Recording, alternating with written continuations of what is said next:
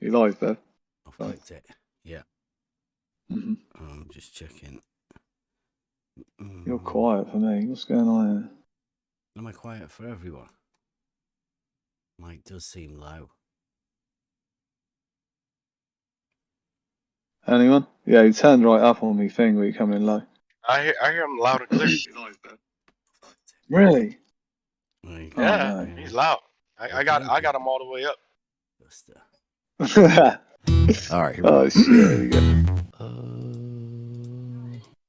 Okay.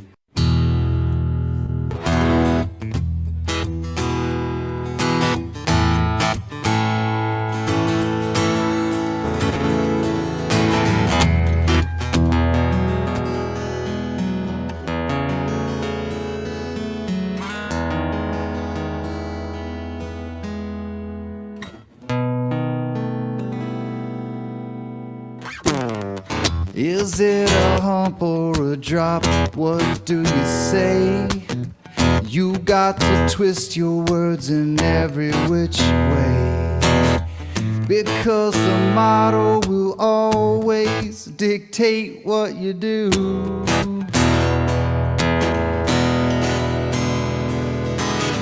Everybody knows that you've got the model affliction blues.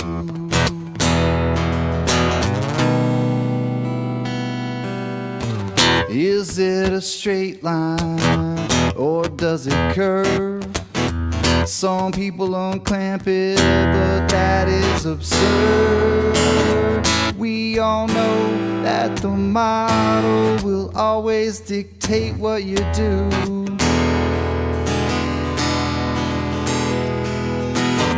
Everybody knows that you are model afflicted blue.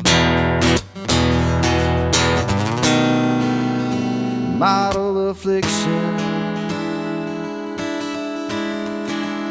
It's your addiction. That model affliction. It brings you so much pain. It's your ball and chain. Conflating curvature with elevation change has got your local distance just out of range. That old biggie is gonna dictate everything that you do.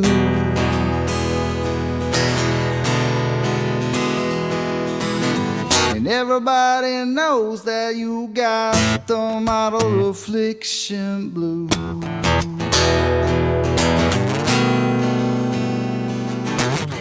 It's your decision defending the model position. You just don't know the geometric proposition. That old ball, it'll always be illogical to you.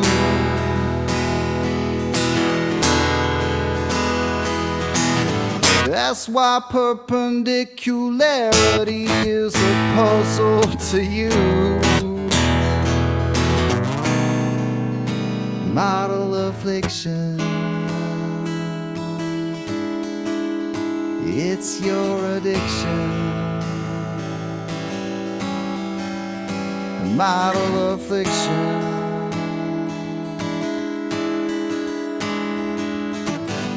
It brings you so much pain. It's your ball and chain.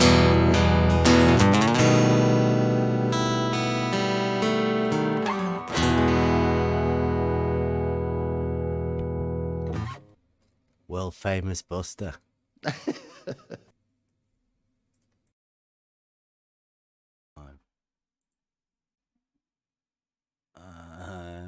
don't know whether it's working or not. Come on.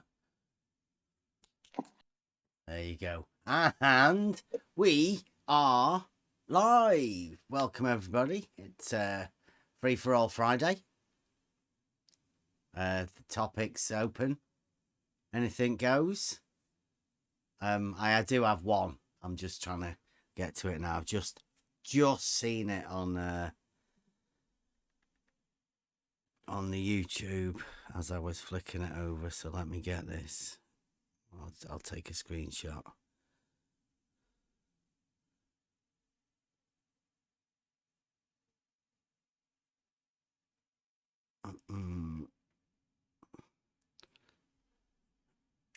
Right, I don't know who Stefan Mudd is, but I mean, if you're listening in, Stefan, you might be able to go over this. Right, into you guys, can you see that? Here we go. So I did one, a circle on a plane, I called it yesterday. And James Hawke, who blows hot and cold, says, a circle traced onto a sphere will always hump in the middle. Just saying. To which whatever, spinny water level guy, says true. And I say, which would cause a different value to pi. Advanced simplicity shows you the obvious. It's up to the individual and how much they do with the knowledge of what's already known. Whatever, spinning water level guy says false. He says pi wouldn't change with a differing curve, a hump, for some reason. And then Stefan Mudd just recently has said, which would cause a different value to pi? What do you mean by a different value of pi? Please elaborate. Okay, here it is. Pi is the ratio of the diameter to the circumference. It's the amount of diameters you can fit around the circumference of the circle. Now, as James Hawke says, a circle traced onto a sphere will always hump in the middle. That means the line from one side to the other would have a larger value than the straight line. Longer. Which would mean the diameter has a longer value to go around the circumference, which would necessarily change the value of pi. Because pi is Euclidean. Nice one to open up the topic of conversation with tonight. But yeah, Stefan, I hope that helped. Pi and the ratio of pi to the circumference to the diameter is entirely Euclidean, based on the diameter being a straight line and not a curved one.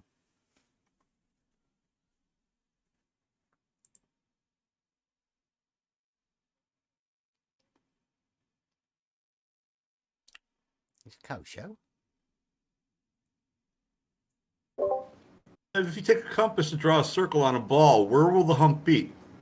Is he talking about at the point where the compass is? Yeah. Okay. Not on the diameter of the circle, right? Right. But I mean, that's no problem. No problem if you don't have a model, but if you want to start injecting a model into it, then you get into a bit of trouble. Or you just sort of ignore it and say, pi doesn't change. Which is easy and convenient. Or you could say, Bev doesn't know anything about it. Forget about it.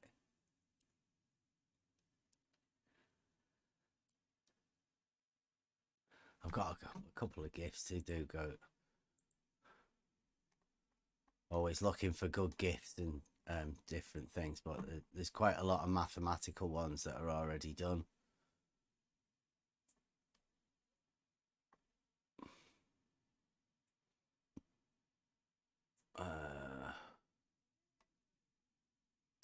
There's one. It's a radian, that one, but it explains it. That's why there's 2 pi.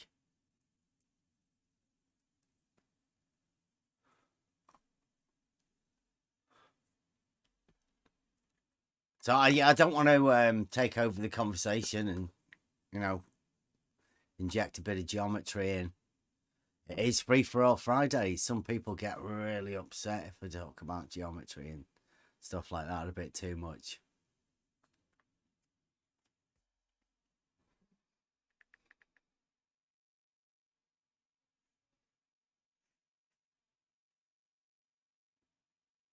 I don't know whether, yeah.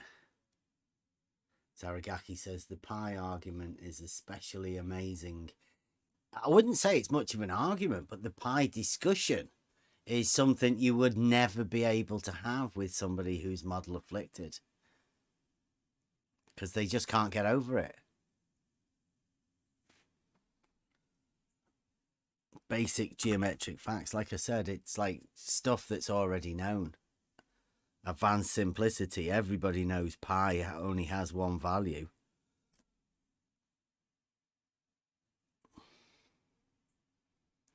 And the only way you can do that is to have a circle on a plane. And a plane that's 2D. Superficies.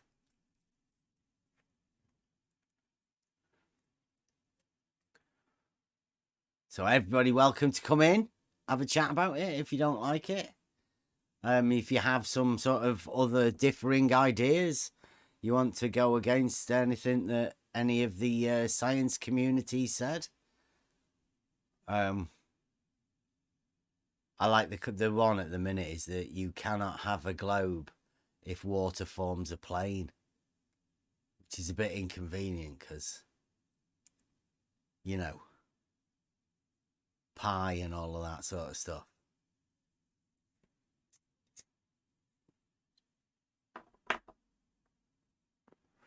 Shortest distance, straight lines. I would like to. I got something.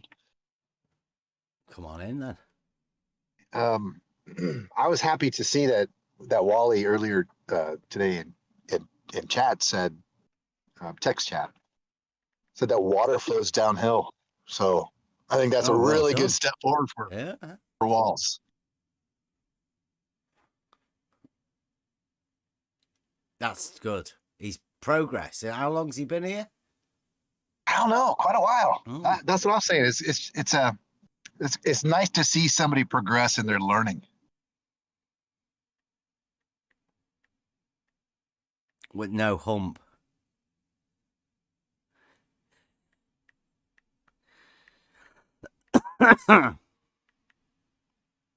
What? Who says water flows downhill? Who's blaspheming like this? It's Wally. It's Wally. I heard water flows uphill. Sorry. Well, you're going to have to take it up with Wally.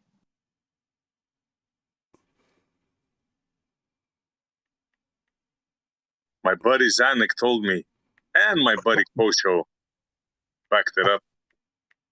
Backed him up. Yeah. I thought Zanik was on his own with you. Well, no, it wasn't. There was quite a few people, wasn't there? Uphill rivers. That was a hot topic way back in the day, a couple of years ago. Everybody had an uphill river. Yeah, but then Zanik brought it back.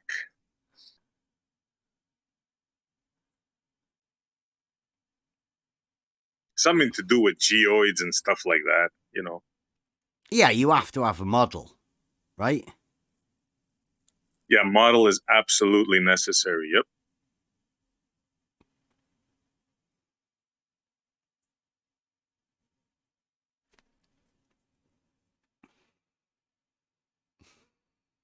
Is that Kosho? Or is it just someone playing games like with stupid names like we have with Sean Hawkins and it's Kosho. We had Kosho's here. Hey, Kosho, what's up? We had Bob leave as well earlier. I didn't know he was still in here. I thought he'd have left ages ago, but apparently he was still in here. I saw you advertise your show. Wow. Go check it out. So, shite Mike, Kosher. What have you done?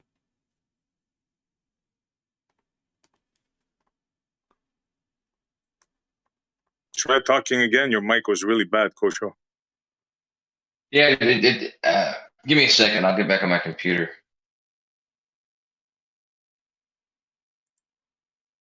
There you go. We had to say goodbye to Bob today. He left the server. Bobby's still around him? No, he just left earlier. I don't know.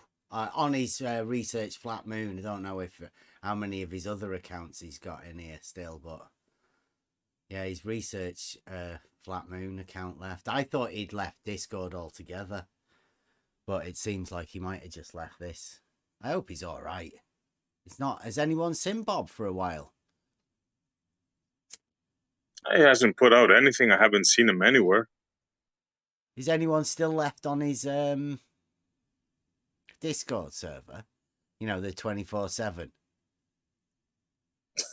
That went to 20, then 17, then 6, then 0. Yeah, the one where Betty did a show there, and then Bob seemed to go downhill. He did something to do with T-shirt logic or whatever, and it went downhill from there. I hope you can come back sometime, Bob. We're still waiting to hear about this shorter than a straight line. Really, because that's the secret to this equalizing pi.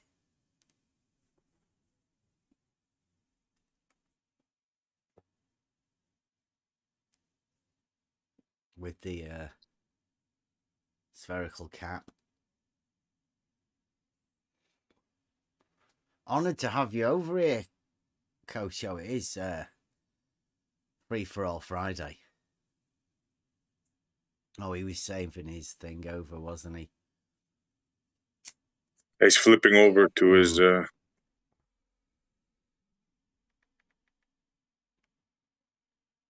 I think he was doing the thing with imaginary numbers.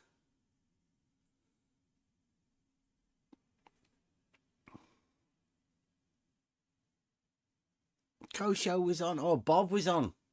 Bob was on Jose's today.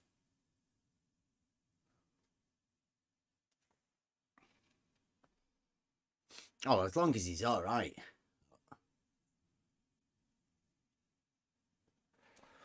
And Jose is flat earther today or globe earther? It's hard to tell, isn't it? I think he was wanting to become a cult leader.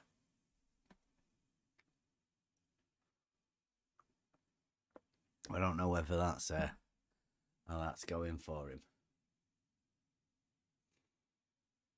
I'd join his cult. Jose's? Yeah, why not? Wow. What's the benefits? Well, I mean, he's Puerto Rican, so it's probably going to be a nice environment. Watch out. You might get called racist. Well, I mean, not Puerto Rican as a person, but Puerto Rico as a place is a nice place to be. Mm-hmm.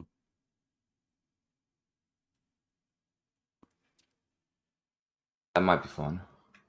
Wow. So you're easily led into cults then? Oh, yeah. That sounds like it.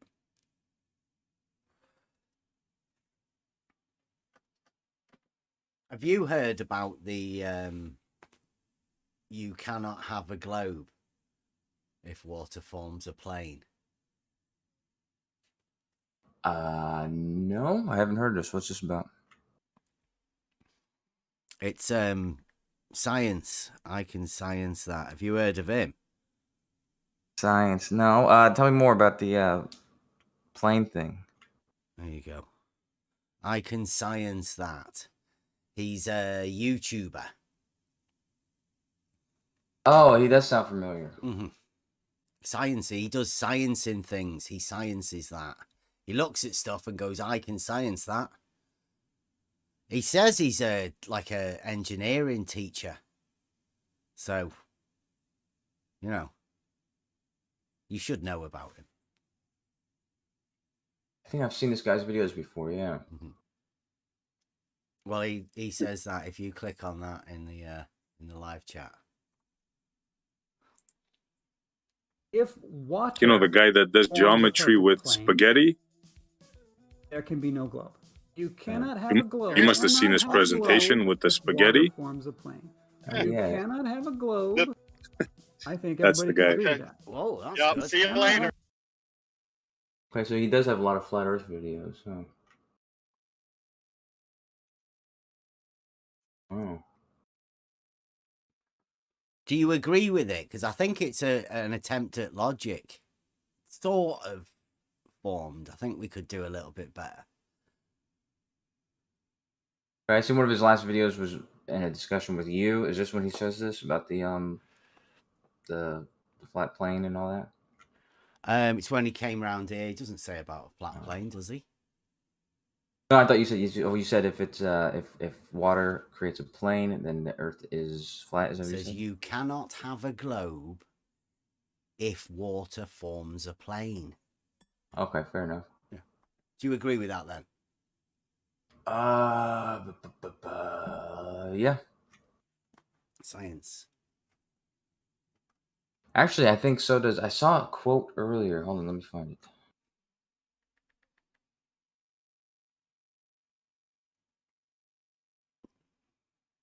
Archimedes. Yeah, Archimedes. In the 3rd century BC, Archimedes wrote the Archimedes principle, and it says that the surface of any fluid at rest is the surface of a sphere whose center is the same as that of the Earth. Really? Archimedes said that, did he? Supposedly, yeah. Right. So that's a hump in the middle, is it? Or a drop? What did he go with? What do you reckon? Say again, what? Do you reckon he had a hump in the middle, like a high spot in the middle of the body of water? Or do you reckon wherever he was, did he have the drop from that position? I couldn't be sure. You couldn't be sure. Oh, look at that. Flat WS. That's good. I've never seen that one. Is that a new one? I'm not sure. I got a whole thing in the... Okay. So you'd agree with that then, right? You'd agree with the statement, you cannot have a globe if water forms a plane.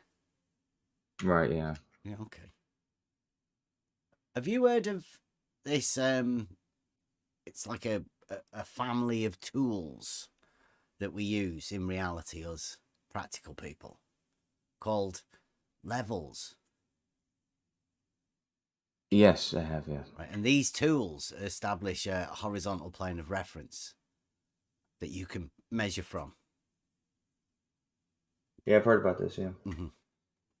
And have you heard of the water variant of this particular family of tools, the water level? It's primitive. It creates a horizontal? Yeah, it does, yeah, because they're all levels create a horizontal plane of reference. No, I haven't heard about that with the water level one. Wow. But you have heard of the family of tools called levels. Yes. And they do establish horizontal planes. Yeah, some of them do, yeah. Mm-hmm. I'd say all of them do. Would you be separating some that don't? Can you name us any of the tools called of the level family that don't establish a horizontal plane? Sure, yeah. I'd say a water level. Although you could just get the midpoint and call that the horizontal, but I don't think people really do that. But yeah, I'd say water level is one example. Oh. Okay, is that because of the globe doctrine, the dogma that's been laid down? No, it's just not the way I understand them to work. I've always understood them to just establish like a local or a similar, elevation. So you want to compare two elevations and you want them to be, the same. Mm-hmm. Yeah, but that always leads to the double drop hump paradox. doesn't it, of the position that you're going to have a water level. Because a water level establishes 2 points, that either end is neither higher nor lower. There's only 2 points. That's right. Mm-hmm. And Euclidean geometry states that all of the straight lines would lie within a plane.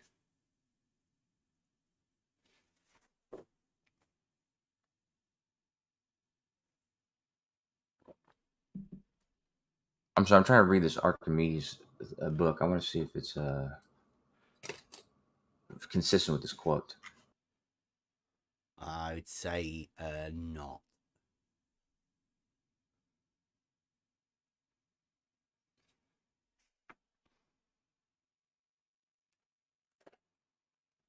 I don't think that it was his original point here, this guy Archimedes. Wasn't he weighing a crown? Yes, he was, and he proved that weight is governed by a relation between densities. This crown experiment was proof for that, and still is proof for that.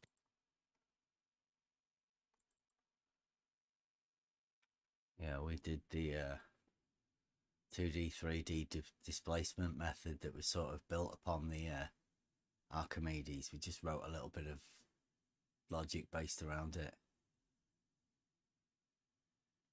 But when I read this Archimedes equation, it was gravity in there. So it was ridiculous because he didn't say anything about gravity. But now, even in schools, I think we are taught or were taught that he put this gravity there into equation. Of course, it is nonsense. Yeah, it's like kosher. It's like that one that you've got there that's been wrote by flatearth.ws. It's like you don't want to trust those flat earthers, man.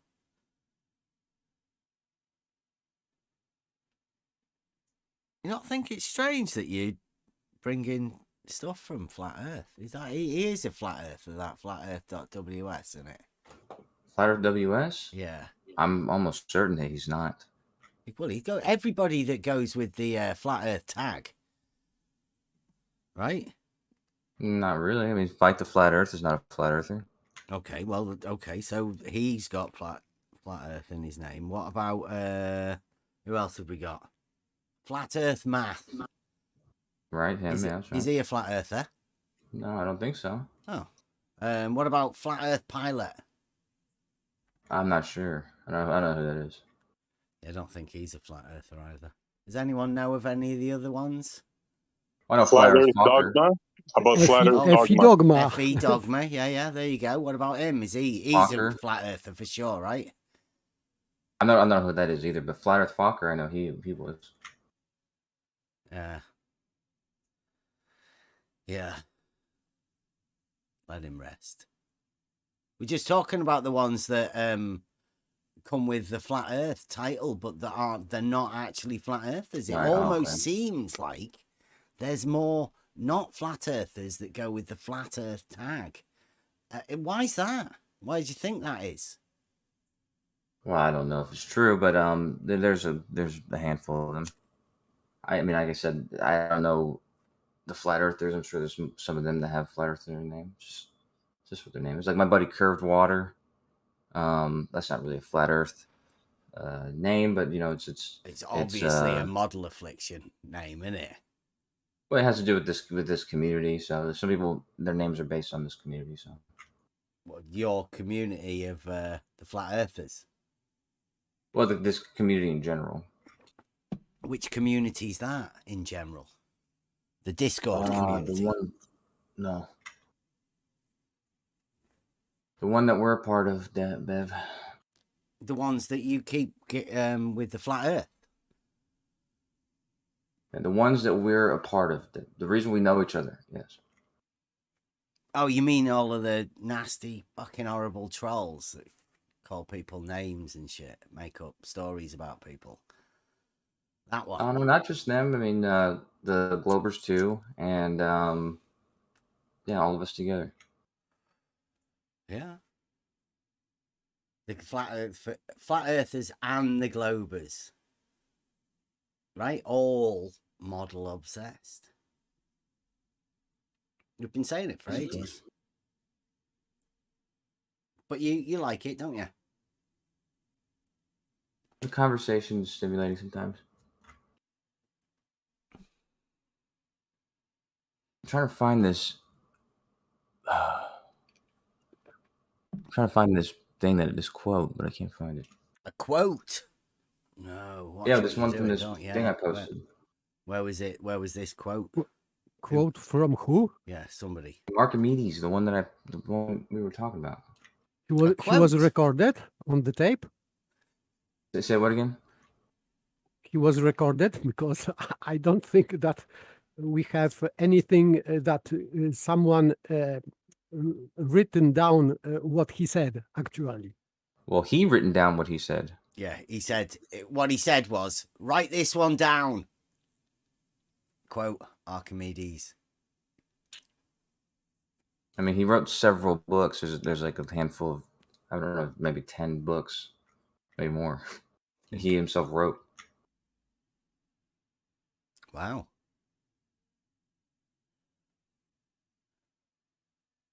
That'd be interesting. And what did he say? Big water ball. What's I'm trying to find out? I'm trying to find out exactly the context around it. He wouldn't have said that then, back then, would he? I don't know. No, that would have been absolutely ridiculous for anyone to have had that concept.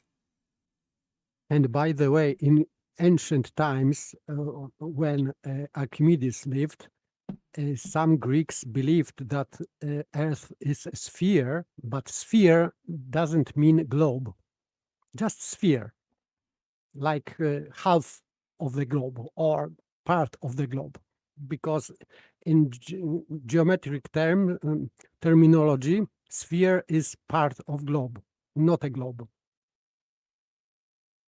Yeah, I hazard to guess that there was no such thing as a globe. No, no globe.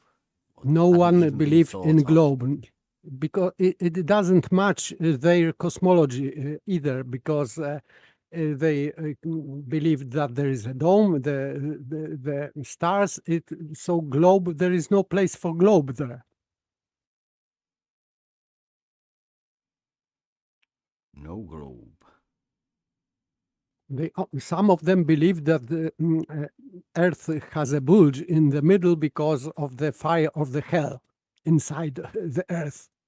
Is pushing up Earth and creates a bulge. And this bulge was supposedly spherical shape. But of course, it means that it was not full globe, but part of a globe or of a ball.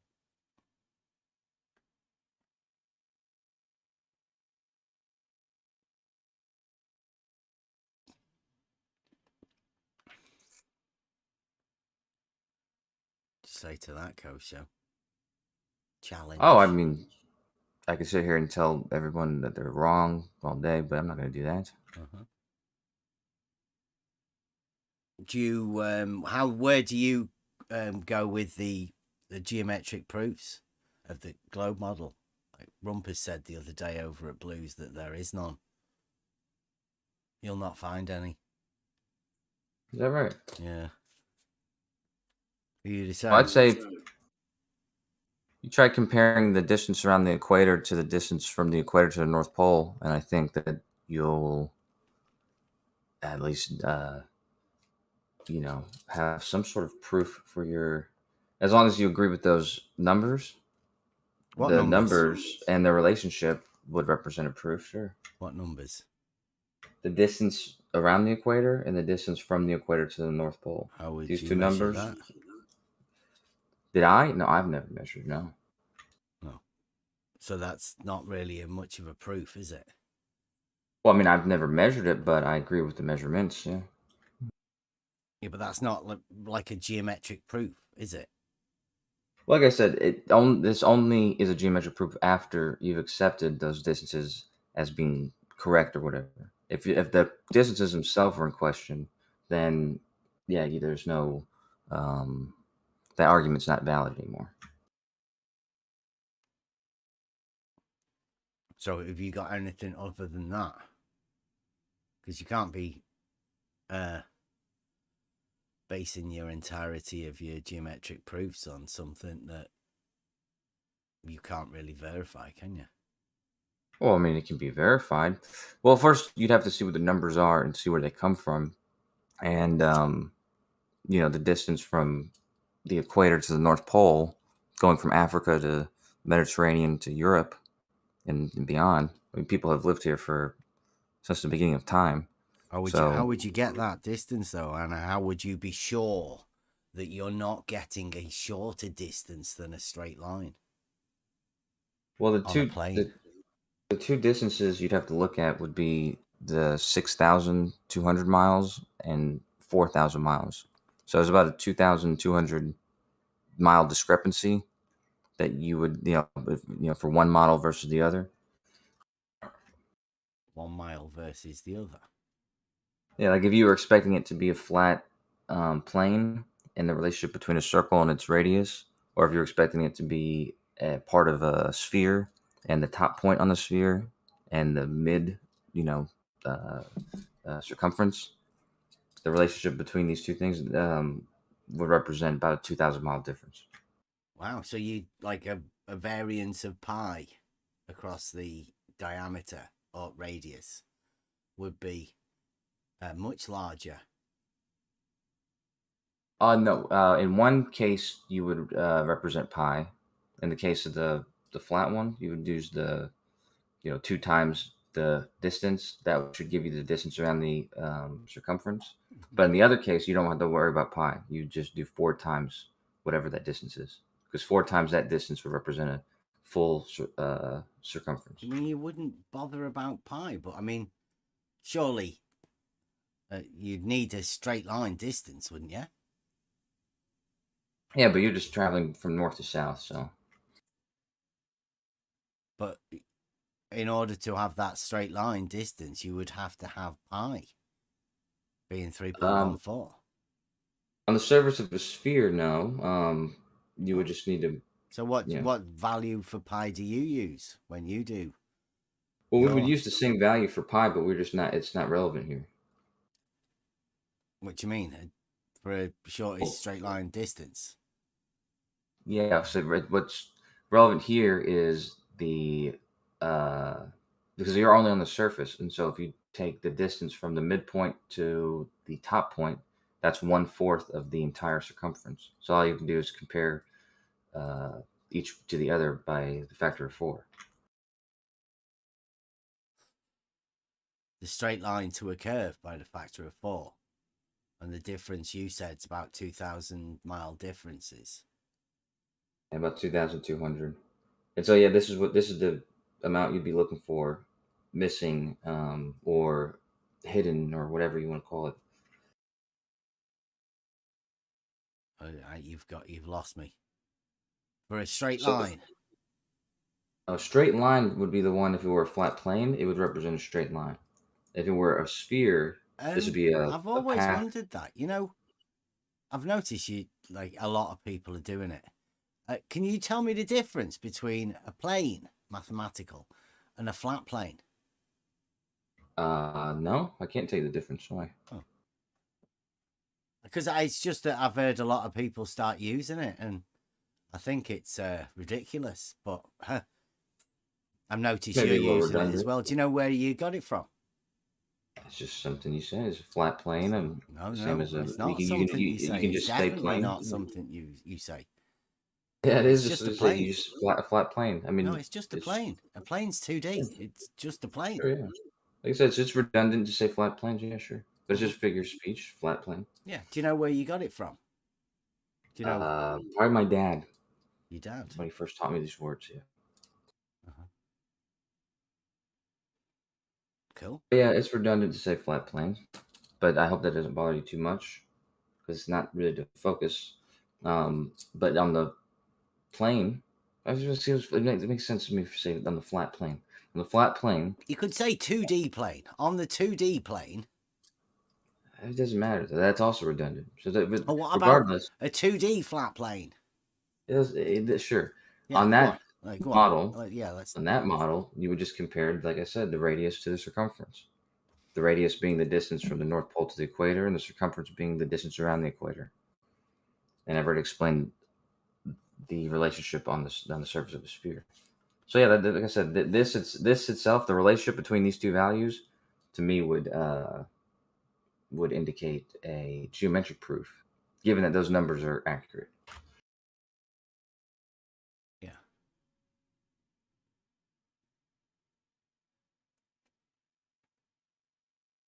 On a 2D flat plane. Actually, you can't have 2D flat, can you? Is that why you do it? It's a little bit contradictory. I don't think it's contradictory. What? Flat and plane? No, yeah. I mean, planes are flat. Planes are geometric. Two-dimensional. Conceptual. Right. And flat is sort of in reality, right? So you know that everything in reality is 3D, i.e. not 2D. So I'd say it's a little bit one of those misnomers, but yeah, we describe both. And I don't want to go against what they're interchangeable.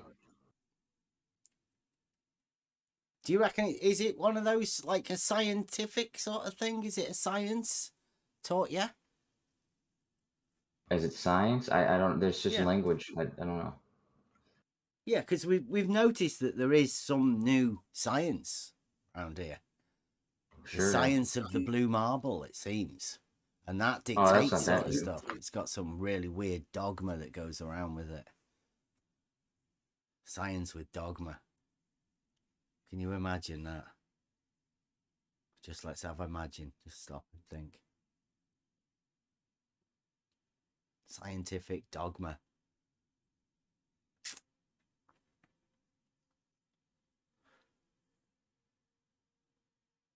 It says stuff like, you cannot have a globe if water forms a plane.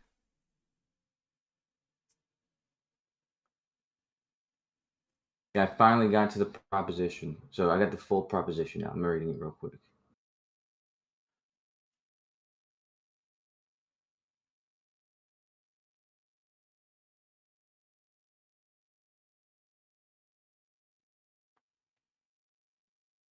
Can you have a 3D flat plane? Possibly. Do you reckon?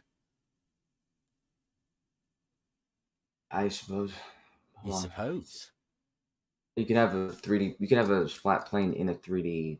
I use Blender. Blender's in 3D. You can input a flat plane.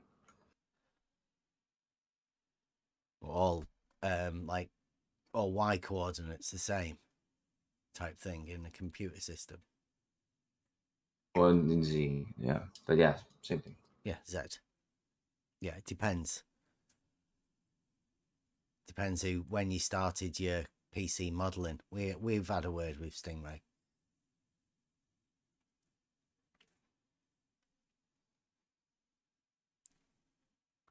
So there are some coordinates, some planes that can be established just by one coordinate, isn't there? I'm not sure about that. Yeah, like on your Z or your Y. Once you establish 5, then boom, plane established. Well, no, because you need 2 coordinates. What do you mean? I'm sorry. one of the coordinates is fixed. So if you're doing it in Blender, I guess X or Z would be fixed, but X and Y would need to be defined. Yeah. And you could just give one, like Z. Blender uses Z, right? You sure? Yeah. As the vertical component. So you could just put Z as 5, Z as 4, and you'd have 2 planes there established on the X and Y with the same Z. No. Yeah, you can definitely establish an XY plane by giving one Z coordinate. All of them would be parallel within Blender. No, I don't know what you're saying. How would you represent a plane with one coordinate? Just one coordinate on the Z. Okay, that would give you a point. It gives you a plane, doesn't it? You take that entire base on, like when you start off, you have the XY plane, and then you just lift that up to the new Z coordinate. So you're saying the plane is all the points on that vertical? Yeah, that plane would just be established at that coordinate on the Z value. Yeah, I don't know. I'm not really. I'm trying to read this, and that doesn't make much sense. But yeah, I mean, you've got no experience in it, have you? Or do you have any experience in Blender? Yes, I do. Cool. It's definitely like in reality. Have you ever tried putting a Blender thing and doing a differential leveling in Blender? I've done something with leveling. I've made several things for you in Blender. But regardless, for a second, I'm gonna listen, but I just won't be answering because I'm gonna try to read this. Yeah.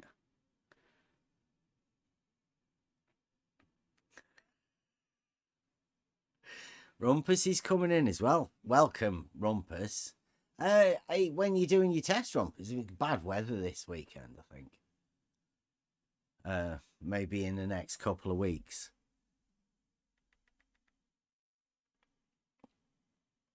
The time is getting thin.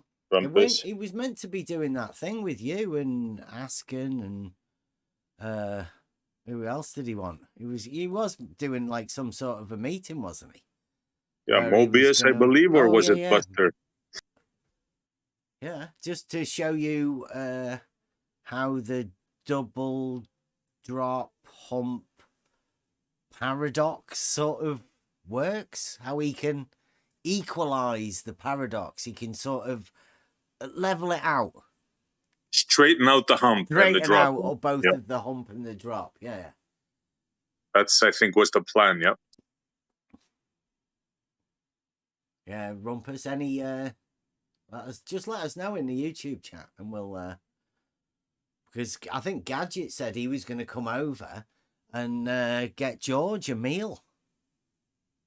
Oh, we'll make it a party. We'll invite Kosho too. And I did me, Rumpus, Kosho, Did Buster. you hear about the woodcut souvenir thing? For those who put like a participation award. Engraved. Yeah. Engraved. Yeah. Yeah. Rumpus ain't fooling around. He's going all out. Just for being there, you get stuff. Well, the participants, the participants. I know. I thought it was just for everybody that was there. Huh? I thought it was for the 16, the poll members, but maybe you're right. He's not forgot about it. He just doesn't know when he's going to do it. And of course, his test is definitely going to happen. Of course. Like your videos and all of that you've been doing for ages, they should be polished now. Like, look, expert stuff. We might bump into you, Rumpus. We are going to go down there soon, but like you say, the weather's really bad. I'm going to show everybody what it's like down at Bedford. Looking through an auto level.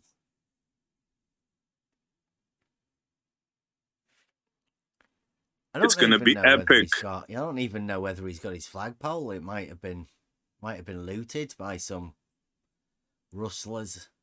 There might have been some flag rustlers. Contributors. That's it. Well, we've contributed, Rumpus. We try and do the promotion for it. There's nobody been promoting Rumpus's test more than we have. Well, we tried to promote Ranty's going up Winter Hill and all of that, but that didn't really work. I think we should definitely get contributors. You see, engraved wood. Yeah. Rumpus is going all out. See, Gadget's even inviting Rumpus. He'd be busy, Gadget, you know. But he'll be doing TV and news interviews. The crowds will be asking him for his signature. Well, a Gadget can do a drawing of the Rumpus. Imagine that. Yeah. Live. I don't know whether it's been noted or not, but Rumpus did say he's going to do a 180 dark shark. Right? He's got a water level array that he can turn the auto level round, and he can sight the water level to make sure it is level, and then do a 180 and then look down the Bedford. He's going to be in for a surprise. Yeah. I think he's still doing that. It was a big thing, that, the dark shark. Get a water level involved in it.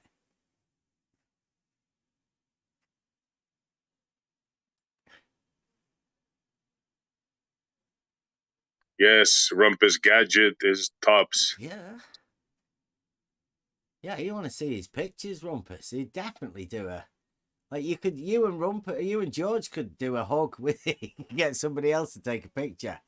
Gadget, Rumpus, and George, all with your arms round each other, going, yes, we did it. 17-foot drop, yes. That would be historical. What do you think about that, Kosho? I'm sorry, say again? What do you think about Rumpus? How famous will Rumpus be to go and do the Bedford?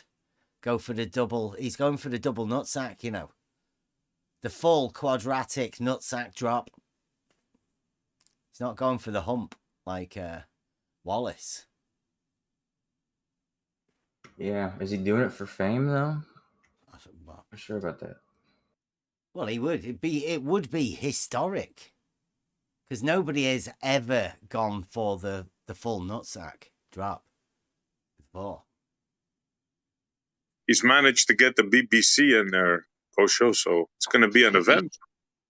I hope he gets a good drop of the day, you know? Yeah. Yeah, like it's a successful drop day. 17 foot. What do you reckon to that, Kosho? What? Sorry. 17-foot drop. From horizontal, you saying? Yeah, that's what Rumpus is going for. I mean, like, before then, you're talking about Wallace. And Wallace, when he looked, he saw the middle bit get higher.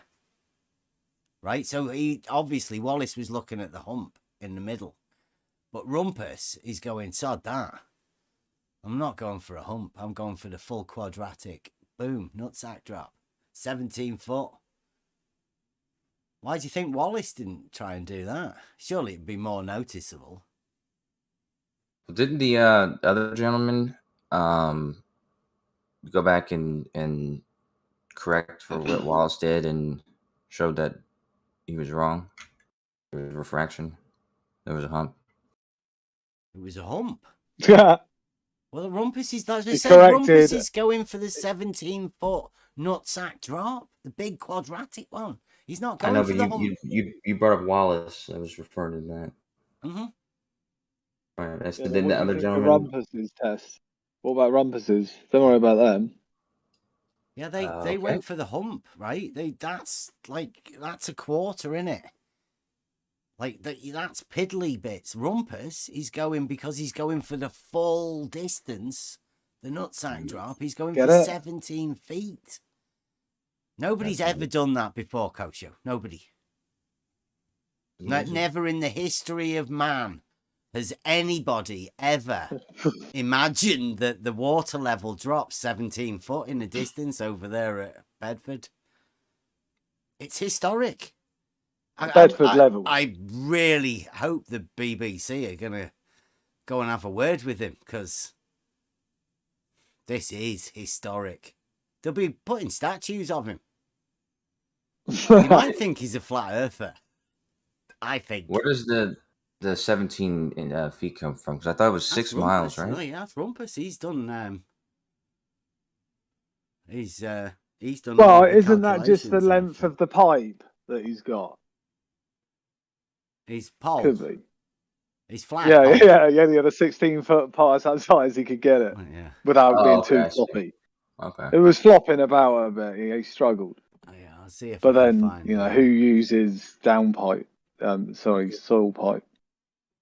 Okay. 4-inch, bending like a banana. How was he making the observation? Because yeah, I think there should be. I don't know. You have to. Yeah, that's Rumpus. We're waiting on his video for he'll tell us what he's doing. Nobody's got a fucking clue. It just sounds really weird, and he can't really seem to tell anybody. He keeps saying he's going to do all sorts of stuff. Sounds interesting. Yeah. Thought you might have known about it, though. I mean, you'd be jealous. I've heard him talk about it, but not. Yeah, they don't want to talk about it. He hasn't talked about it in detail, no. Not to me. I mean, you guys are talking about it more than I've ever heard anybody talk about it. I know, like we're saying, we're after one of these contributors awards. Nobody's really talking about it.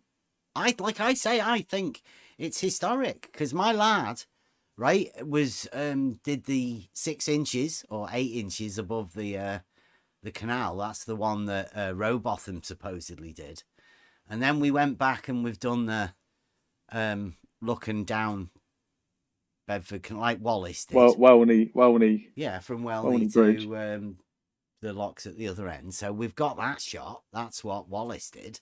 And then all we're waiting for is the Rumpus, and we've got the triple. Sounds amazing. Yeah. Nobody else has got any of that stuff. That's going to be us. That's our claim to fame, right? We've done the 3 historic tests, ending with the great Trinity. Drop. Yeah. Because we go Trinity. there every year. The Bedford. We go to the great home of the level. We have a pilgrimage. Bet you're jealous, aren't you? Of that? Yeah, Bedford. I mean, that's historic, isn't it? As far as this sort of arena that you guys are in, right? Yeah, because I think the Americans came over here to figure it out from the English and then went back. So we had today, didn't we? Yeah.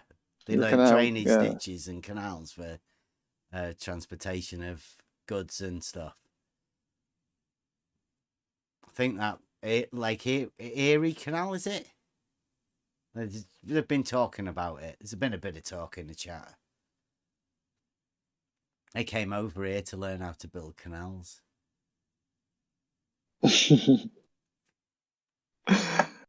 Those Great Lakes are famous. They have amongst other things, natural beauties and all, they have uphill flowing rivers. Lawrence. The same. They sent the American surveyors over, the National Geological Surveying Society or something. Sent over there to measure the uphill water. I think the Americans got upset with the British, and they say, "Oh yeah, we're going to show them. We're going to show them how to make canals." And they made an uphill river one. I thought that was in Canada. Yeah, it is. Yeah. But Zanik was saying about how the American surveying team went over there to measure it. I bet the Canadian surveying team couldn't measure it or going uphill. They needed the Americans to go over there. Yeah, they needed help from Big Brother. I don't even think a surveying team is needed to observe that. I think it's just as you've been told, Essie, discrepancy between two models being referenced. Well, if I remember correctly, Kosho, you said something, the geoid and the ellipsoid. Did I quote you correctly there? Well, one being the actual gravitational model. So the one being the actual elevation, and one being the ellipsoid elevation, which is a average. It's an ideal Bridge. It's not perfectly representing the the undulations of Earth's gravity. So if you compare these two models, and by the way, the ellipsoid is what's used for some GPS systems when determining your altitude, or your elevation. So if you use something like that to determine your elevation, you may find that it's incorrectly telling you that you're actually raising elevation when in actuality you're lowering an elevation, which is what's happening in the thing Zenith's talking about. You're not talking about Earth tides or something silly like that. Not even slightly. So you heard of Earth tides? What are you talking about? Like, you talking about in the surface of the Earth? I know it sounds funny, right? Yeah, surface of the Earth. The tidal effects, yeah, but with the actual surface instead of the water. Sorry? Yeah. Talking about the tidal effects that are affecting the surface, and then instead of the water. Yeah, the Earth instead of the water. Yeah, correct.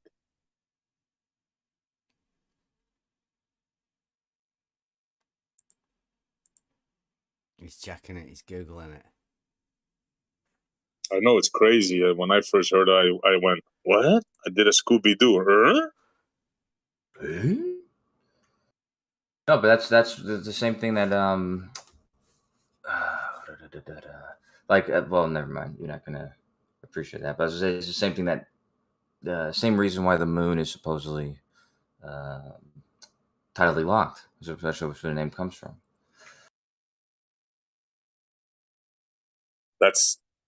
I don't think that's the same thing, Kosho. Yeah, well, yeah, because of its shape.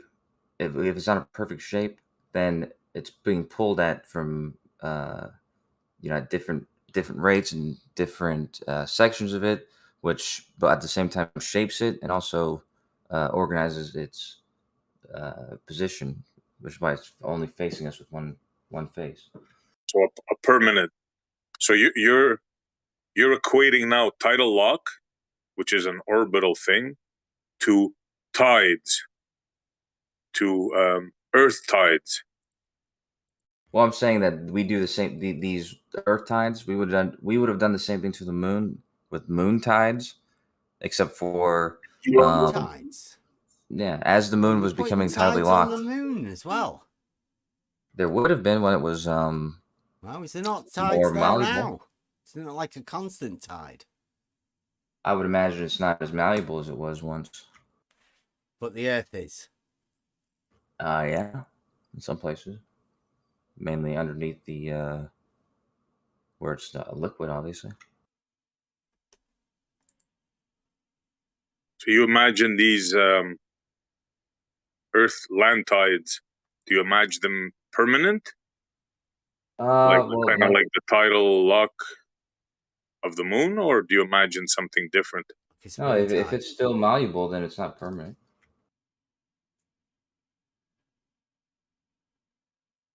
What if I told you that they say there's a couple of land tides per day? That's interesting. I think that's what they say. I'm not sure. Okay. Well, that is interesting. And whoever they are.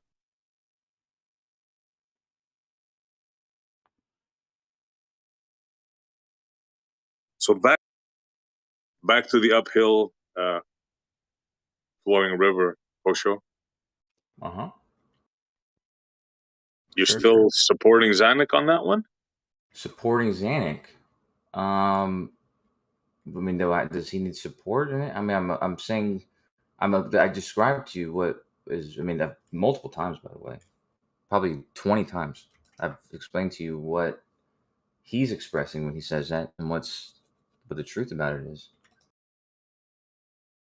All right, I can see you're getting upset. We'll drop it. Not upset. I was confused, is what I was. But so this right here shows you exactly what's being talked about. The ellipsoid is that perfectly egg-shaped thing, which is not the Earth. What's that? An egg? Yeah, exactly. It's egg-shaped, but the Earth isn't shaped like that. It's more Just say model of the Earth, but it looks Say more again? like an egg. Yeah, exactly. It is an egg. Is that what you go Egg-shaped. with? Are you egg Earth? No, I'm not. But if you see where the egg Earth, it's just you're bringing us a model of the Earth. Your egg Earth. And this is the reason why SC is still confused, is because you're bringing a model of an egg. The wrongest part about I'm confused now. That's what I'm saying. Is anybody else confused at why Kosho's bringing us a model of the Earth that looks like an egg? You're focusing on the fact that it's shaped like an egg, when the crux of the issue is that there's multiple models being compared. So that's one model. What, the model egg that Earth shows is the a sea. model? I've never even heard of this before. Yeah, the model that shows the sea. That's what would actually be happening. That's where down would actually be defined by. And if you see, there's parts of the sea that are above that egg shape and above. Where did you get this from, Kosho? Or is this your model? You learned this in surveying class, Bev. What, egg Earth? I'm curious, before we go into the weeds, what's that big hump there on top? This would be the surface of the Earth. Like, there's some mountains that go above the water. There's some valleys that are below the water. And so the actual contours of the Earth are not defined by where the level would be. But that sea, where it says sea, that would be basically what is defining, level. Which part of the egg is level? The parts that overlap with the sea. And what's that the dotted yellow line? What would that be? That's the ellipsoid model. So that model is basically, if you take the equator and the radius distance, like the distance from the center to the surface at the equator, and the distance from the center to the surface at the poles, and then you basically continue this with an ideal ellipsoid shape, which is, like I said, it's an ideal shape. It's not necessarily... That's the ideal, is it? That egg. Right. And this is used for simplicity and surveying in certain aspects. This is what the ellipsoid model is. Like I say, Kosho, I've never even seen this before. Where did they use this egg Earth model? Surveying more than most places. So I'm surprised we've never seen it before. Surveying. Come on, you gotta be kidding. Explain us how you think you can get away with saying that. Well, do you know who the? Let me see what they're called. Let me see what they're called.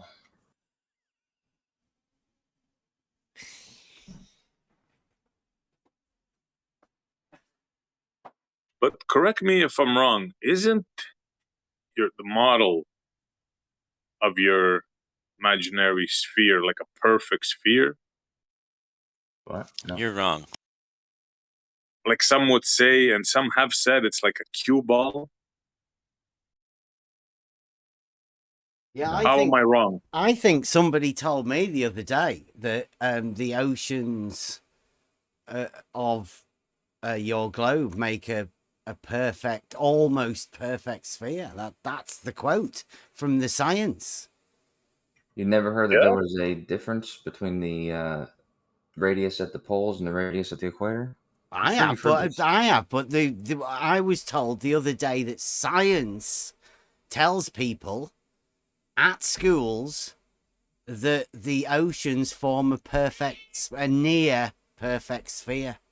Well, that's what science. I mean, like, I don't know. Is that the science that you're talking about with the egg science? it's pretty near a sphere. If you were to actually look at it, it doesn't look like an egg, but the That one ellipsoid that model you gave is us definitely did look like an egg. It yeah, was that's an actually an exaggeration, egg. man. There's also not a mountain on Earth that's fucking that huge. So does science does that as exaggerations, right? Yes, it's Ev, let him tell us. I want to hear about this egg Earth. it's to drive the point home so that somebody who's looking at a picture like this can understand that there's differences, but there's not the differences in reality aren't that extreme. So you're telling us now we have a perfect sphere, like a cue ball. No. We have it's slightly chubby on the bottom, like a pear. Now we have an egg shape. No. Like, how many shapes does this mythical sphere have? Like, so the reason why the ellipsoid, the reason the way I described it to be built with the radius different to the poles and the equator, the reason why that's used is because the other thing you said about how there's a hump in the middle, which is not exactly a pear shape. If you were to hold this in your hand, you'd be probably convinced that it was a perfect sphere, because the differences are not as extreme as any of these things are describing, but they are differences. And so those differences are, I mean, when you're thinking about surveying, they're trying to get precise measurements and stuff like that, as close to accurate as they can. So, they're being honest when they say that there's a different radius there. But, if you were to look at it like a picture of the Earth, it looks like a perfect sphere. except it's kind of chubby at the bottom. And by their own admission, it's, I believe it's 30 miles bulge at the center, according to your model, due to the rotation of your mythical spherical spinning ball. So how does that work? There's another misformation of your shape. I'll have to rewind and refer to what I just said. How would that help you, Kosho? The ellipsoid, as I just described, is used because of the reason you just said, that there's a bigger radius at the center because of the rotation and the centrifugal force. So, yeah, that's exactly. I mean, I don't know why there'd be any it's not a questions. perfect You just sphere, then. explained that. Yeah, yes, it's not. You're right. It's not a perfect When sphere. you That's say correct. a bigger radius at the center, can you expand on that for us? Yes, there's a bigger radius at where the equator is. The radius from the surface to the center, that radius is longer than the radius at the center to the North Pole Center and of the South Pole. sphere. Say what? The center of the sphere. Yeah, right. But that's like one end of the radius, right? That would be one radius. Yeah. No, that's one end of a radius. The center. Well, I mean the center point would be one end of the radius, the center point. Okay, so where's and then the surface center would be the other end. radius then? If the center is just one end of the radius, right? But we're talking where about do you put the other end of the radius? If one end of it's already in the center, where's the other end of the radius go to make it in the center? Like what? I don't understand what you mean by a center radius. I know. It's because you're not listening, and you're also trying very hard to not understand. But as I told you when I said it clearly afterwards, I said one of the radiuses is from the center to the poles, the other being the center to the equator. Okay, so these two radiuses are compared; they're different, and so what they do is they make an ideal ellipsoid based on these two values. Of the poles and the equator with your sphere. Say what? How would you tell the difference? That's a good question. I'm not sure. I mean, I'm sure you'd have to ask a geodetic surveyor. I'm not sure. Could you not tell the difference by the length of the radius? Yeah, you could, but that would be the question you asked. So you'd have to measure them first. How do you measure a radius? As precisely as geodetic surveyors have. I'm not sure. How do the geodetic surveyors do it? You want me to answer that again? Yeah, how do you, On the top of my head, I do- have no idea. Okay. I just told you I'm not a geodetic surveyor. But you do a lot of speaking for them. You're like a geodetic imagining surveyor, because you can imagine what geodetic surveyors would do, although you don't actually know what they do. No, I'm not sure how they did that specific. If I knew how they did everything they did, I might as well be a geodetic surveyor, right? Yeah, I'm not. they've got to keep So, I themselves mean, it a would few be odd to tricks, haven't assume they? I know Up every the method sleeve. that they have. Otherwise, anyone could do it.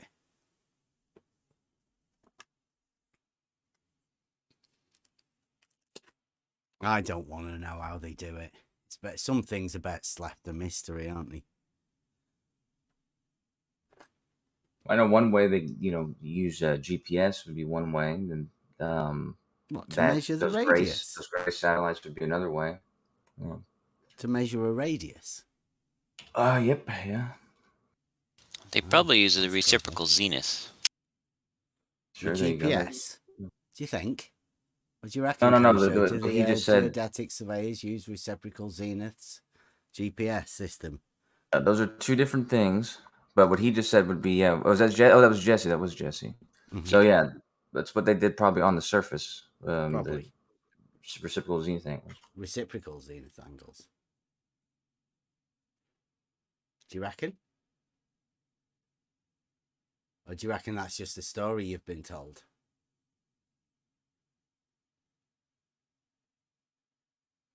I think it might be a story you've been told. I mean, it would essentially work, right? What do you mean essentially work? What would essentially work? I mean, if you have a profile of some sort and you don't know if it's straight or concave or convex or what that curvature is, if it has a curvature, you could use the reciprocal zenith method to find out what the curvature was based on the distance and the angle difference between 2 points. And then you could calculate a radius from that without actually having to go to the radius center of the circle. Do you think you could do that? Well, if you can measure the distance between your 2 points and the difference between Plumb between those 2 points, then I think the answer would be yes, you could do that. The difference between Plumb? Yeah. That sounds a little bit weird. Almost incredulous. Oh, I don't know. Do you want to explain? No doubt there'd be a few people listening that I've never heard that. Can you just run us through the difference in Plumb? Because a plumb bob is a tool that establishes a vertical, right? It establishes Plumb. Yeah, and plumbs are what we commonly known as vertical. But just for the people that are listening, right? To keep it nice and simple, we like to what we'd like to do here is called advanced simplicity. So what we do is we make it as simple as we can, and then we try and simplify it a bit more, and then we review how well we did, and then try and I've showed you I've showed you my research. I've shown you how there is dip, there's missing height, and I've shown you how a horizontal plane in one area is not parallel to a horizontal plane in another area. But your beef is really with the surveyors. They're the ones that measure reciprocal zenith angles. Explain what you were talking about with the difference in Plumb, difference in verticals. Okay, let me get you a diagram. Okay. Can we overlay it on the egg? No, because it's going to be in a photo-based diagram. It's like gadget. I bet he could doodle that in a few fucking minutes. Look at that. Put shade into that as well and everything. I like that green bit at the top really, Essie. I think you noticed that pretty well. That's my favorite. That big humpy bit, yeah. I think I've got an old Xanic version of that. Let me see if I can find that. Old school. I put a picture in the chat. Yeah, look, it's not as egg-shaped, this one. Look, How could something that shape it does have that rotate? hump in the same bit. How Nice could one. anything that shape rotate in perfect balance? But it's on the bottom this time. What's going on? It rotated during the day. Yeah. I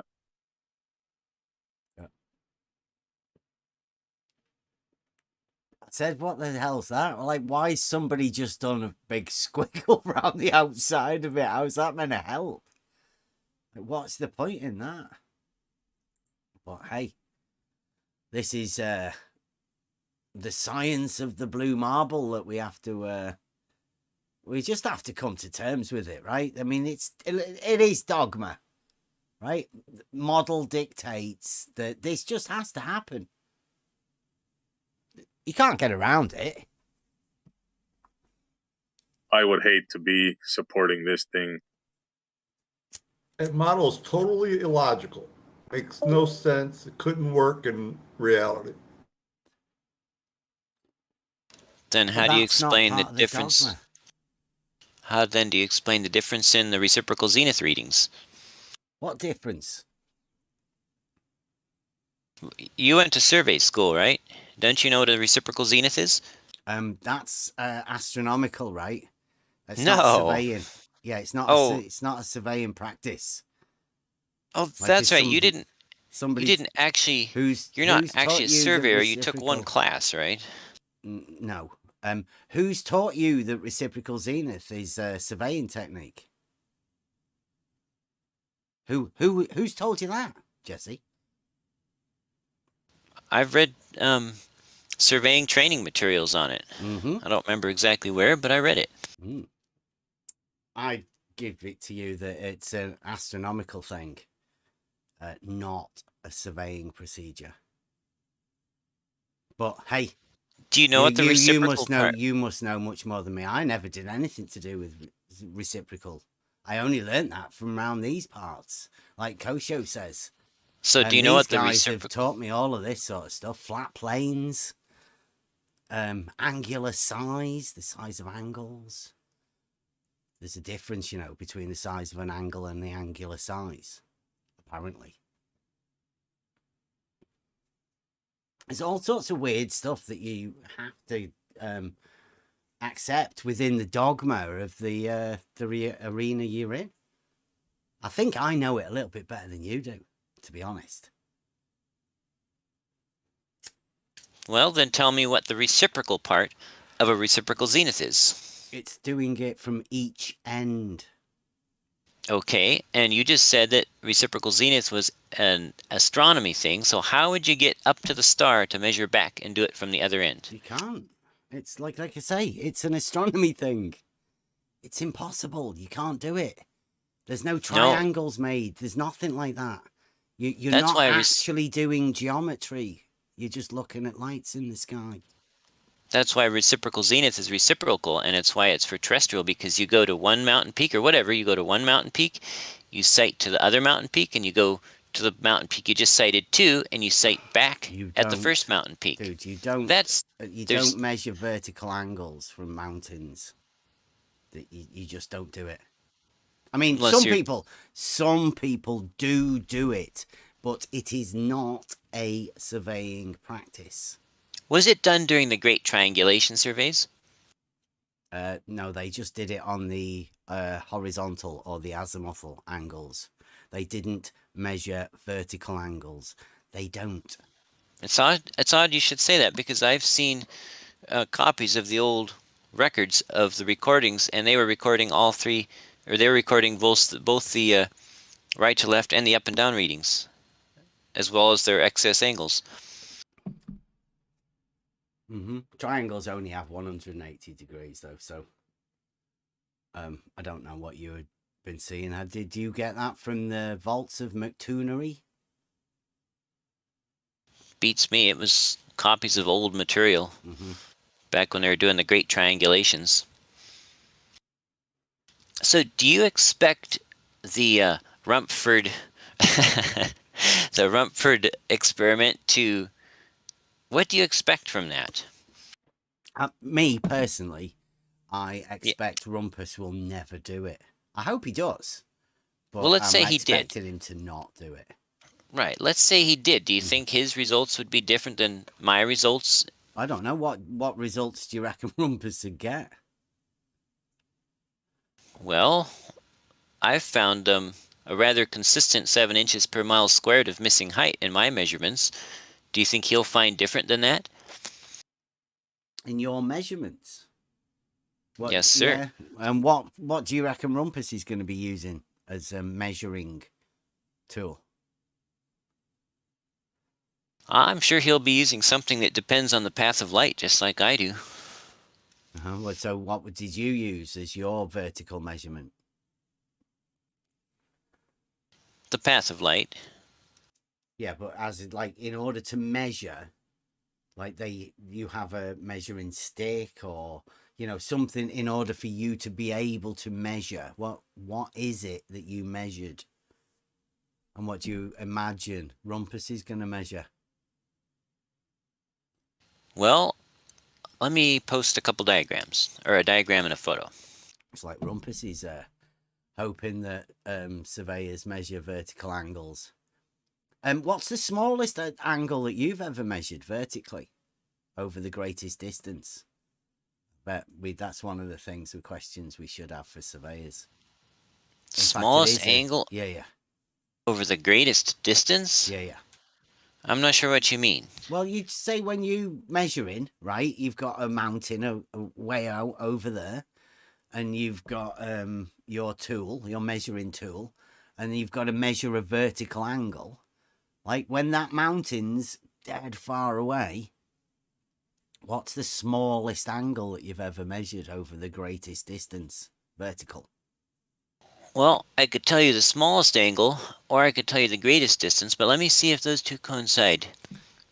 No, I just want to put it onto the thing, right? Because we're asking surveyors to see, what's the longest distance that they've ever measured an angle from to, and what's the smallest angle. So there's two different things in this. What's the longest distance, and what's the smallest angle that you've ever measured over that distance? And hopefully we'll end up with like a record thing for the best surveyor, or best globe surveyor, or whatever you want to call yourselves. Well, I don't know. Distance vertical angle. You could call it the opposite side. Ruhif's opposite side angle. Well, I don't know what you're asking. The longest distance I measured an angle at was 105 miles. Okay. And what was the angle that you measured? That angle was minus 0.10681 degrees. So 0.01 or 0.1? No, 0.1. 0.1068. 0.1's a bit small angle, right? And over 100 and odd miles. Yeah, that was the angle. Good. That's a vertical angle of 0.1 something. What's that in minutes, seconds? Well, it would be like 6 minutes, right? Okay. So 6 minutes, that's a pretty small angle, isn't it? Especially over that distance. Yeah, that's the last line item in that chart I just posted. So there you go. Anybody sees any surveyors out there in the field, see if any of them can beat Jesse here. 115 miles, was it? 105. 105 miles and a vertical angle of about 6 minutes. If you get any better than that, let us know. Negative 6 minutes. Well, it's just the same, isn't it? You know. Except the mountain that I was pointing at was above me, is taller than me, because I was at 8,934 feet, and the mountain I was pointing at was at 14,179 feet, I think. Okay, so if if you were to go further away, would you measure a smaller angle? No, the negative angle would get more negative. Okay. There wouldn't be an optical effect where the mountain would start rising. I've not seen it. No. Okay. I've just seen Rumpus. I've seen Rumpus draw a few pictures where the mountain seems to just start floating up in the distance. I'm pretty sure Rumpus has got slides with that. Or it might be a lighthouse or something, but you wouldn't expect the mountain to start going up.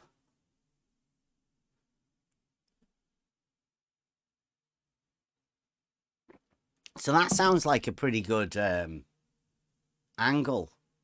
Like, because it sounds to me like if you were to go further away, you would measure a greater angle. And that's not what we're after. We're after like what's the longest distance and the smallest angle. Would that be how big the mountains are? I'm not sure what you're getting at there. Are you assuming that the observer and the mountain are the same height? No, I'm thinking of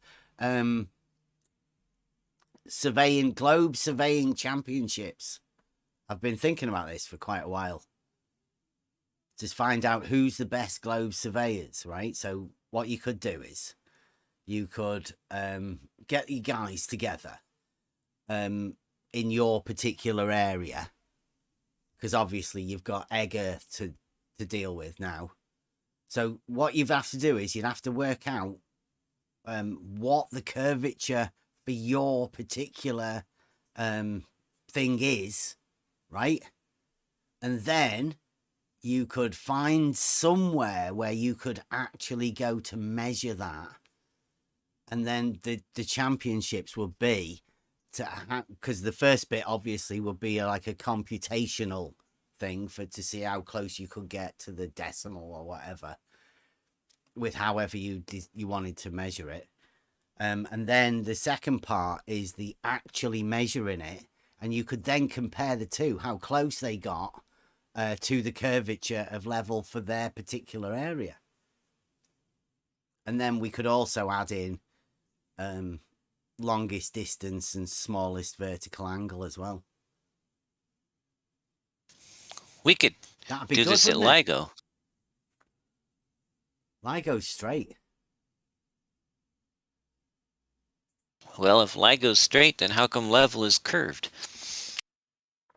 Horizontal was what FE dogma, which is what I would say level is. But that's what FE dogma, when he first did his thing about it, he labeled the arms horizontal. Would you agree with that? Or is that one of those little mistakes that people leave in? As I said before, horizontal is a word that you're misusing because you won't use the technical and scientific definition. What, of horizontal? So I can't even use the word horizontal with you and have an accurate meaning of it. I just use the mathematical version of horizontal, right? Is that... Could we use the technical and scientific version from McGraw-Hill? I don't know, like you've got a new definition of horizontal. Is it not a straight line? Here, let me get you the technical and scientific definition, which is the one we should be using. Definition of... Okie dokie. Is this the science of the blue marble definition of a horizontal? No, it's the you gave me this definition. It's even got your yellow highlighting in it. Really? Yeah. See? Remember that fateful day when you and I first discussed this and you gave me a bunch of definitions for horizontal? Uh-huh. And I says, hey, what about this technical one? And then you quit giving out that one. Well, it took me 2 hours or something. Well, an hour to scroll back, and I found it, and I saved it. I shall take a bow now then, right? What's that? I'll take a bow now. Or do you walk us through it? Go on. Okay. Horizontal. Mm-hmm. Being on a plane perpendicular to the gravitational field, that is, perpendicular to a plumb line at a, that's singular, a given point on Earth's surface. Yeah, where is that point? It could be in any point where that plane is perpendicular to Plumb, but it will only be perpendicular to Plumb at one point on Earth's surface. So Otherwise, where's that one point then? it's at the tangent. Where? But You're saying there's only your science says, or what your interpretation of what this says, which is vastly out of tune with reality, right? But I mean, you're saying there's only one point where horizontal is. That sounds a bit like exclusive to your science. No, I'm saying there's only one point where it's level. You have one horizontal. No. Level. No. Only one point where it's level. No, it doesn't say anything about level there. That says horizontal. How far does that horizontal extend from the plumb? Where did you get level from? Perpendicular to Plumb, it means level. And it says it's perpendicular to Plumb. No, it says horizontal. Perpendicular to Plumb. It's horizontal. It's a definition of horizontal. No, horizontal is a plane that is perpendicular to the gravitational field that is perpendicular to a plumb line at a given point on Earth's surface. Yep. A plane extends in all directions to infinity. A plane is flat. And according to this definition from McGraw-Hill's Dictionary of Scientific and Technical Terms, which you gave to me, which you highlighted for me, says that it is only perpendicular to Plumb at a single given point on Earth's surface. Yeah, where do you imagine that is? Where do you imagine your science tells you that one point is? Go on. At the tangent point, at the point where where's the tangent point? Plane, where the point where the plane is perpendicular to Plumb. It says it right there. It's plane perpendicular. Perpendicular to a plumb line. The horizontal is perpendicular to a plumb line.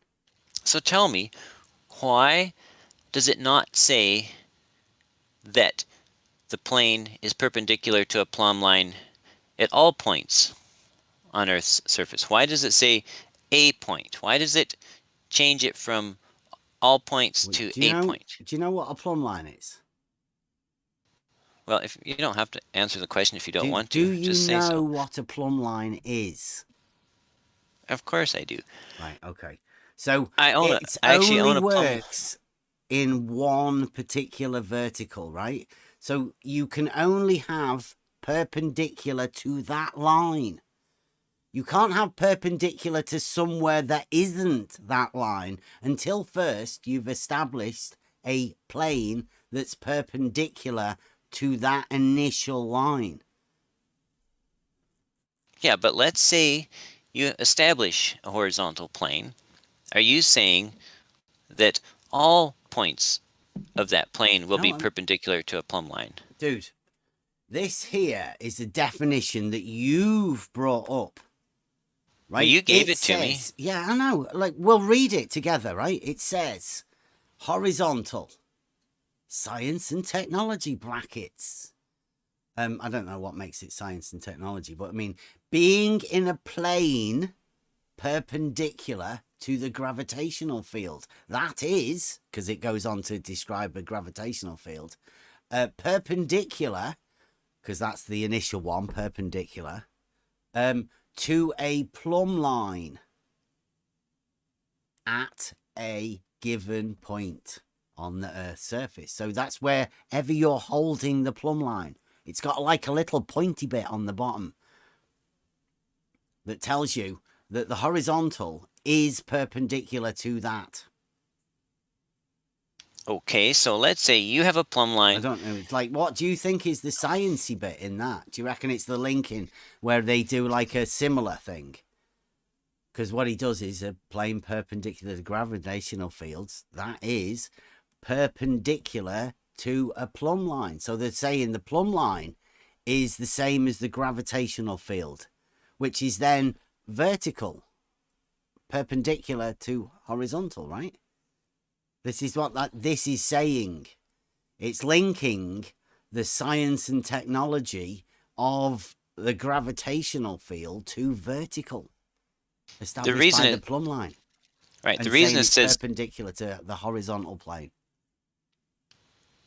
The reason it says science and technology is because this was actually, you had actually got this from a web page that had definitions from a bunch of different sources, and that was the category that website categorized this definition in from. But this definition is from McGraw-Hill Dictionary of Scientific and Technical Terms.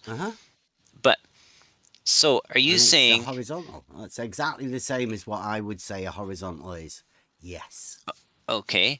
So are you saying that if you established a horizontal plane and you were standing there holding the plumb line and that plane was perpendicular to that plumb line, if I went 8 miles out and hung a plumb line off of that horizontal plane, are you saying that my plumb line would also be perpendicular to that plane? Perpendicular. Verticals and horizontals, yeah. If you were to be with Jesse Kozlowski and Soundly, right, and you are setting up the T2 theodolite, and Soundly says, how do we know it's horizontal? And Jesse says, oh, we'll just do this. And he pans it round 360 degrees, looking at the horizon, noticing that it stays parallel all the way round, right? If you were to hang a plumb bob looking that direction, it would be perpendicular to that horizontal plane set by that tool over there, right? It would be perpendicular to both the horizon and the horizontal set, way off in the distance, like 100 and odd miles. And then if you turn it and you look 100 and odd miles in the other direction, you would put a plumb bob there, it would be perpendicular to that horizontal all the way over there, wouldn't it? So all of those verticals, as you're turning round, would all be perpendicular to the horizon and the horizontal plane all the way round 360 degrees. Does that explain it? Then they would all be parallel, wouldn't they? Because they'd all be perpendicular to the same horizontal plane. That has not been my observation. What, you've looked off in the distance and seen that a vertical isn't perpendicular to the horizontal? Well, I've looked off into the distance and measured the angle to the distance. The angle to the distance? Yes. Wow. I've done a reciprocal. See, a reciprocal zenith is when you measure. What's that? A reciprocal. Where's the reciprocal bit that you did? Yeah, it's that picture. I sent a picture of me looking over the lake. Well, I also went to the mountain on the other side and shot back. Oh. So when you do that, from one side you establish a horizontal plane, right? A level horizontal plane. When you go to the other side and establish a level horizontal plane, you will find that it is not parallel to the first one you established. That's why. No, I don't think you would ever find horizontal planes that aren't parallel to each other. That's like what I call impossible. But are you saying you've found non-parallel horizontal planes? Yes. Wow. I hope you've documented it. Yeah, I just sent you the picture of it earlier. Did you see the sunset picture with me looking over the lake? Oh, right. Sorry. That falsifies horizontal planes. Do you? You've took a picture. No, but that shows where I was standing, and planes being parallel. It shows where I was standing, and it shows the angles I read that I measured. Telling the authorities. I mean, would you be of the opinion that it might be a little bit difficult to do elevation profiles then, or would you still go with the traditional way of doing elevation profiles and having horizontal planes being parallel? You know, when you start graphing stuff. I'd do it just like they did it for LIGO. Like who did it for LIGO? Whatever engineers drew up the LIGO plans and the surveyors carried out when they did their as-builts. Do you think that they have horizontal planes, the arms of LIGO being horizontal? Do you think the elevation profiles would not have a horizontal baseline on them? Look, I just explained you're in denial about the meaning of the word horizontal, so we can't use that word and know what each other's talking about. But there's other words you can use. Wait a minute. You think there's a different meaning of horizontal than I do? Obviously, we need to come to terms. Can you explain what you imagine a horizontal plane is, then? Let's just see if a horizontal plane is a plane perpendicular to the gravitational field that is perpendicular to a plumb line at a given point on the Earth's surface. So a horizontal plane to me is a plane, a geometric plane, two-dimensional, in the horizontal position. Horizontal position is anything that's parallel to the plane of the horizon. But you could always say that it is also perpendicular to a vertical. And being a plane and being perpendicular to vertical always being a line, necessarily establishes 360-degree round, a plane that is perpendicular to that one line. And all of the perpendiculars to the plane will be parallel at the horizontal plane. I know that's a little bit triggering for some people, isn't it? So can you answer this? Can you answer this question I asked earlier?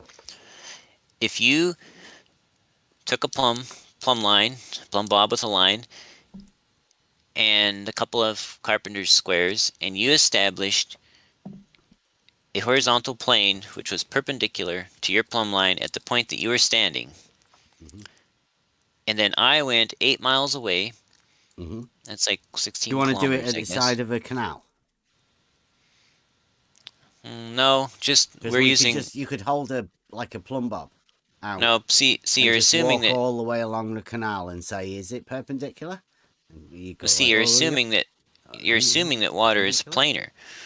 We can't use water to measure the shape of water because, of course, there's no difference. Is it not perpendicular to you then? Plumb and Water, level. the surface of water is level, but that doesn't necessarily mean that it's flat or straight. Plumb is perpendicular to level. So would you say that... Can we get this? We've just got to get the terms right here. Is plumb perpendicular to level? Yes. Okay. Right, so plumb's perpendicular to level and vertical's perpendicular to horizontal. Say that again? Plumb is perpendicular to level. Yes. And horizontal is perpendicular to vertical. And in a rectangular coordinate system where vertical is one axis and horizontal is the other axis, then yes. Okay. But if you're saying that vertical and plumb are equal, which they are, then a plane, plumb is not perpendicular to all points on a plane, according to this dictionary definition, the technical all perpendiculars to a plane will be parallel. So I have a question. Geometrically, that's provable, right? There are propositions within Book 11 that deal with these very geometric facts. Have you heard of Book 11 in Euclid? I think I heard you talk about it. Book. It is. I put it at probably number 1 on my list of books for learning. So, can we agree that wherever you take a plumb bob and hang it over the surface of water at rest, that plumb line would be perpendicular to the surface of the water. Mm-hmm. Absolutely. Okay. Okay. Then why does this definition not say that horizontal is perpendicular to a plumb line at all points on Earth's surface? Because it's science and technology, and it knows that a vertical, when you call it a plumb line, because that's practical tools, it's like physical tool, only works at one point, right? That's what the tool is there for. And that's what they're particularly talking about, isn't it?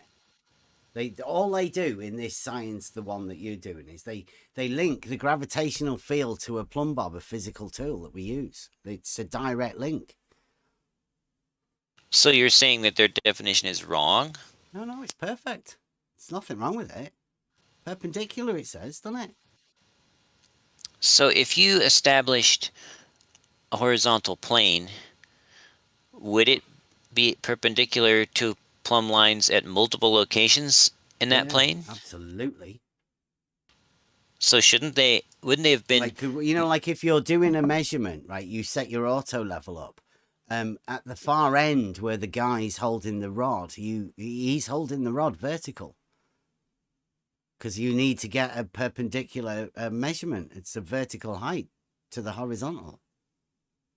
The stadia hairs only work if it's perpendicular. At the distance it goes away, it has to be perpendicular. You only do that by holding the measuring rod vertical. I'm starting to think backwards and forwards. Yeah, I'm starting to think maybe Jesse. Jesse, do you know what the definition of perpendicular is? Right angles on two axes? Yeah, and you have a vertical and a horizontal that are only perpendicular at, say it with me, at a point. So I don't understand. If you really understand what perpendicular is, I don't see why you're struggling. Because it says that a horizontal plane is perpendicular to a plumb line at a given point on Earth's surface, right? Wherever the plumb bob is. Yeah, perpendicular, that relationship. Yeah, perpendicular. But there's a relationship, yeah. But wouldn't it have been more accurate to say that the plane is perpendicular to a plumb line at all points on Earth's surface? Then you don't understand perpendicular, my friend. Mm-hmm. You need to go back and study a little bit. But I mean, let's say you established a horizontal plane, you hang a plumb line off it. It's like, okay, this one's perpendicular. You go 8 miles away and you hang a second plumb line simultaneously. Why couldn't you have two plumb lines hanging off of one horizontal plane? You can. Like, why are you saying you can't? Well, each one of those will be perpendicular at a point. Yeah, they would both be perpendicular to the horizontal plane. At the same time? Certainly. Well, yeah, I can use a plumb bob. And I mean, like Kevin now, if Kevin uses a plumb bob, he's using a plumb bob to establish a vertical, and I would too. And where I am, there would be a horizontal plane perpendicular to the vertical. Exactly the same with Kevin. Exactly the same with you. So why do they have to go on this whole point at any given point, or at a given point on Earth's surface? Why does it matter where it is? No, because that's how perpendiculars are established. The point at which they are, where they intersect. But see, that's what the perpendicular means. They can intersect only in one point, at a given location. Unless you have another plumb. This point here isn't that point there. Hey, that spot point on. And the point at 1 meter above mean sea level isn't the point at 2 meters above sea level. It's a different horizontal at a different point on the vertical datum. Like, what's so hard for you to understand? But parallel to the first. Well, horizontals are always parallel, mathematically exactly. and geometrically. knows he's that. struggling. Struggling. Yep. Not that difficult. So what would this definition be missing if it simply said that a horizontal plane was perpendicular to the gravitational field, that is perpendicular to Plumb, or Come to on, perpendicular Jesse. to I a mean, plumb line? like, No, you it's- seriously talking about the My goodness. horizontals? I mean, wow. Why does it specify at a given point on Earth's What is surface? it that Again, you that's don't the understand definition of about perpendicular. horizontals, Jesse? Come on. Jeepers. All horizontals are parallel within mathematics and geometry. Can we agree on that? In the case of the rectangular coordinate system, where the axis is named horizontal, then yes. Okay, and that's whenever we see any building plans, right? The plan is the straight down view, and the elevation profiles that show what it looks like from the side. All of those are mapped with those X and Y straight. You call it rectangular coordinates, and I just call it the X and Y. Perpendicular, right? As in vertical and horizontal are perpendicular, and all the horizontals are parallel. So why then did they draw a curved vertical profile for LIGO? Who? Blue Marble? I don't know. You'd seriously have to ask Blue Marble, and that's why I said it's perfect example to the globe. That's the only. That's the only elevation profile like that. He didn't draw those. Yeah, he did. I got him. I got him right from LIGO's own website. Remember, we had this conversation a week or two I'll ago. get it for you. They're definitely Blue Marble. I think they've updated them just recently. I think we saw on that video that FE Dogma's done. There, I'm uploading a stitched together picture of all 10 pages of this is the LIGO from their own website, not from... This is what we're talking about, the Blue Marble. The science of the Blue Marble, and he does elevation profiles, and that's what he's done. The elevation profile for LIGO. They're the elevation profiles we're talking about, particularly.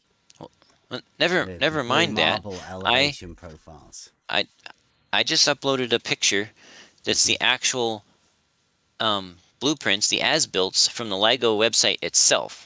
Not been modified by Blue Marble, just right by the as-builts, from the as-builts by the LIGO people themselves. And it shows the LIGO platform on a curved elevation profile. Well, it shows the horizontal arms curved.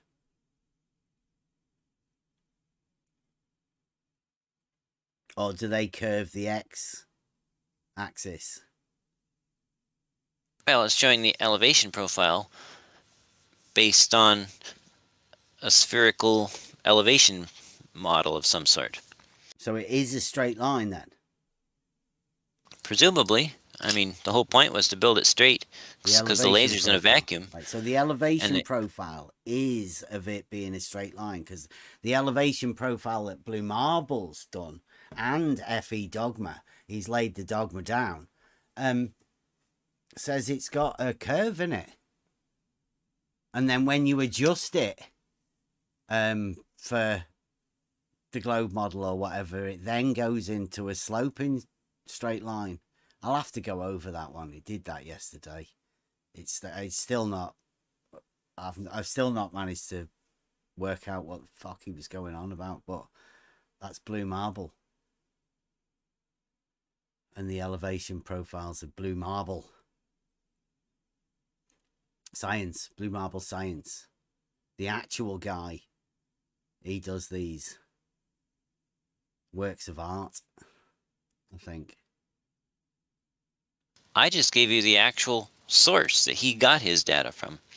Why don't you look at it? No, we're not talking about his data. We're talking about his drawings, his elevation profiles, his welcome to the globe elevation profiles. But why look at that when you can look at the stuff right from the LIGO website? Well, we get our science now. It says funny ears if you can hear that. From these YouTube science guys. Why not go to the source? We just because we like to get the interpretation from these. We like following this new science. It's contradictory. I'm working on a contradictory proof. A proof by contradiction. Do you reckon of that? Do you reckon I can?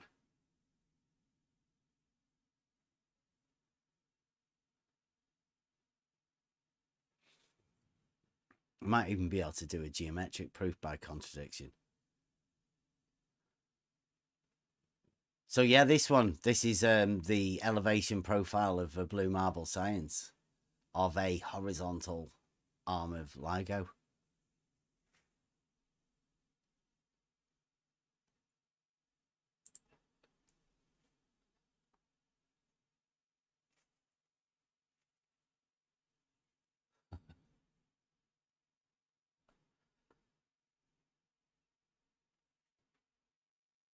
You can't see blue's profiles. I think they'd be getting framed, because I think that's what Rumpus needs. Actually, he needs it to go the other way, doesn't he? What do you reckon? Can we get blue marble to do an elevation profile of the Bedford Canal for Rumpus, and then we could get Gadget to draw, and we could put Rumpus with his flagpole on it somewhere. Make it look like Wallace on his boat, but Rumpus at the side of the canal with his flag, his stick flag.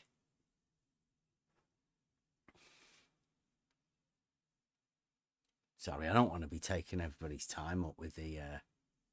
John, it's been good though today, hasn't it? I like somebody engaging with the horizontal plane. Have we got that sorted yet, Jesse?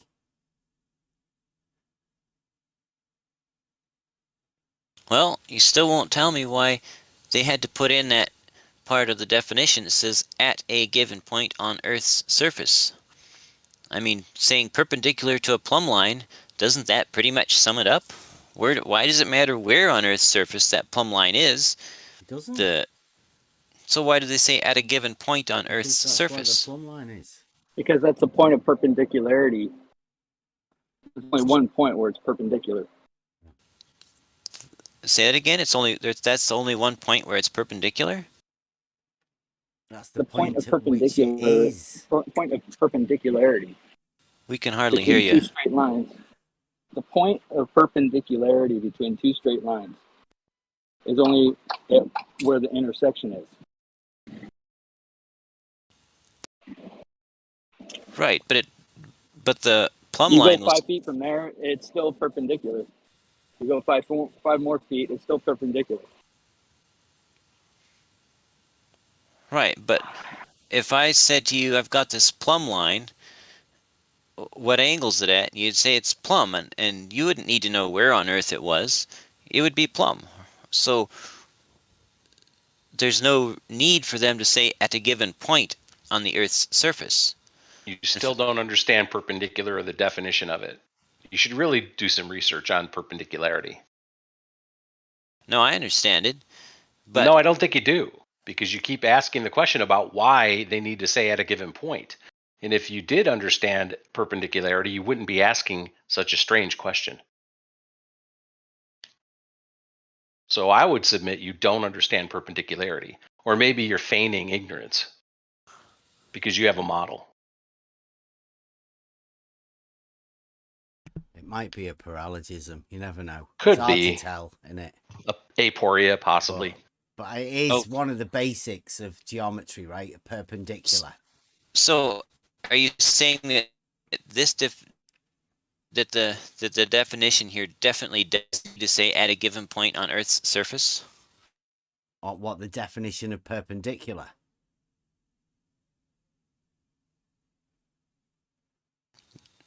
No, the definition of horizontal. There's many definitions of horizontal, isn't there? Yes, but is this Because one it's better basic. or less better It's than just a horizontal plane at a particular relationship to another axis, the vertical and horizontal. Everybody knows what they are. And of course, everybody knows that they are parallel. All horizontal planes are definitely parallel, aren't they? Isn't everybody knows it a fallacy? Well, okay then. It's geometrically provable, right? And everybody should know it because it's a basic concept of reality that perpendiculars to a plane are parallel. It should be a pretty standard geometric concept, that.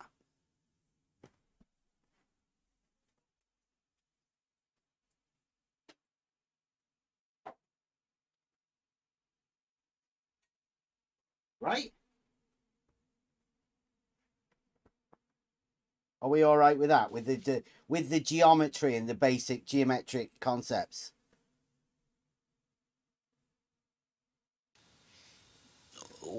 Well, we're probably all right until we try to infer the nature of reality without actually measuring it based on circular logic. Okay, right. Now, can we at least agree that when everybody was at school, we were dealing with X and Y on a graph? Now, people may have heard them being called vertical and horizontal, right? There is a link from everybody at school when they were there, from the understanding of what vertical and horizontal is, right? Just so nobody goes off and starts calling people names about it. You've got to remember that there are a lot of people that have been to school and learnt that vertical and horizontal have this mathematical relationship.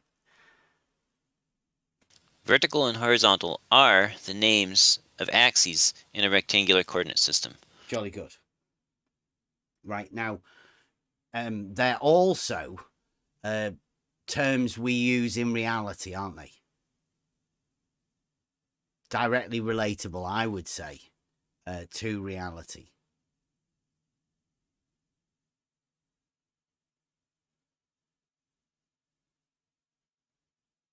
That is your opinion.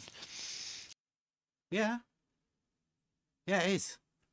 I think all horizontals are parallel to the plane of the horizon, and all verticals are perpendicular to horizontal. Whether the horizontal be a plane or a line or whatever, wherever in mathematics, in graphs, in reality, in surveying, in measuring, all of that, I think horizontals and verticals are always perpendicular. And a horizontal is a plane, as it can be, as a vertical can also be a plane. And all perpendiculars to a vertical plane will be horizontal. Just the same as it's the other way around.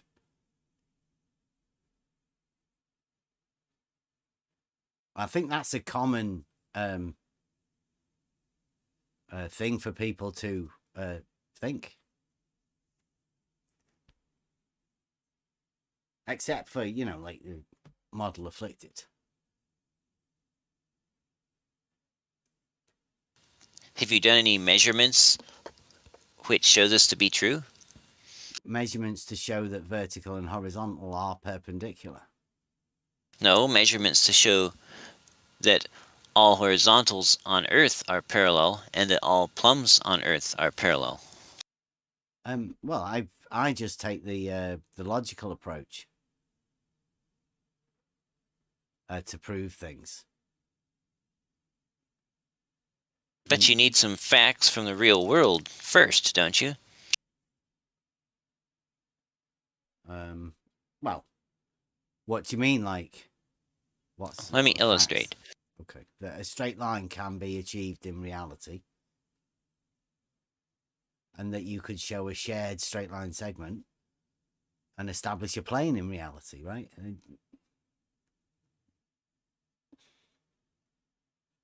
Yeah, have you done a test to show that level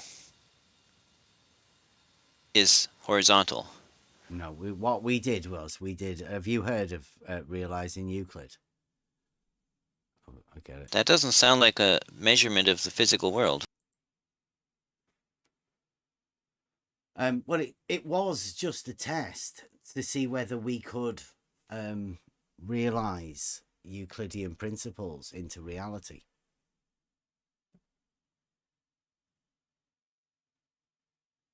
And what we did was we decided to do something that may seem ridiculous to many people. But I guess it was something a bit basic that we just decided, why not? We've got a bit of spare time. Well, do tell. Well, we decided to see whether we could actually realize these geometric principles into reality, right? So a long process of us both being, me and Spot On, that is, working in reality with certain tools, and we just came around to see whether we could, as just average blokes, get together to do something ridiculous. So we did. We set off to do it, and on that journey we found Euclidean geometry, we found logic, and we came up with a way to link the logic, the geometry, into reality to do a test that we could do to realize the first concepts I think that you could actually prove in reality. I mean, you can do all of the geometric stuff within book 10, up to book 10, with your mind on paper and all of that, but that's not really realizing it, because it's conceptual on a two-dimensional plane. But you need to be able to bring it into the 3D to see whether these planes are established, to see whether you can actually realize these Euclidean principles. So are you saying that you and Spot On came up with the method you think you could do to test the truth of your claim, or are you saying you did test it? Yeah, we did. Oh, do tell. How did you test it? Well, first off, you have to understand the geometric principles of what we were trying to do, right? I don't know whether Spot On's got... Oh, it's in... Spot On's got the best picture of it. But have you got, Euclid, have you ever done any of the... do you understand how the geometric proofs are built?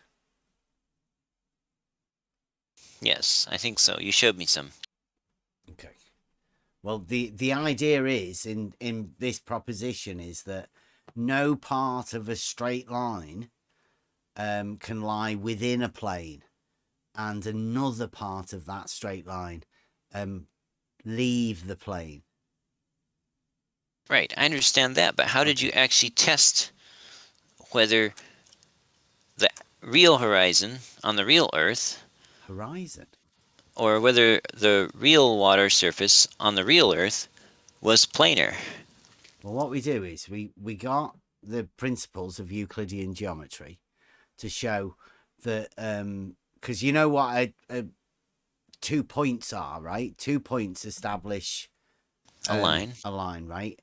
And then if you put another 2 points in the middle of that, right, then you are establishing whether those 2 points in the middle lie on the same line, right? So, because what you could do is you could put a point A and a point B, right? Okay. And then you could put a point C and D in the middle. Okay. And then you could establish whether those points are actually on the same line, couldn't you? Okay. By seeing if all of them lie on that plane. And then a way to extra to check that is what you do is you overlap them. Then you can get one testing the other, testing itself to see whether all of the points lie on that plane. And then what you could do then is you could then add more in and some longer ones to make sure all of those points fit on the same plane. Geometrically, with all of those points establishing a straight line in between them. Right, you would definitely be able to tell. So, did your test just test whether two straight lines that were lined up were in fact two straight lines that were lined up, or did you actually test the physical reality of the shape of water at rest? Yeah, it was a Euclid test, right? To prove that no part of a straight line can lie within a plane and another part without it. That's why it's called realizing Euclid, because that's the Euclidean proposition. And then what we did was we got a tool that establishes a horizontal plane of reference. Okay, what was that tool? A water level. Okay. And then we got them 400 meters long. And Spot On got another one, 400 meters long. And then we just overlapped them to show that that straight line segment in the middle was overlapping with a shared straight line. So it establishing that the entire water levels led on a plane.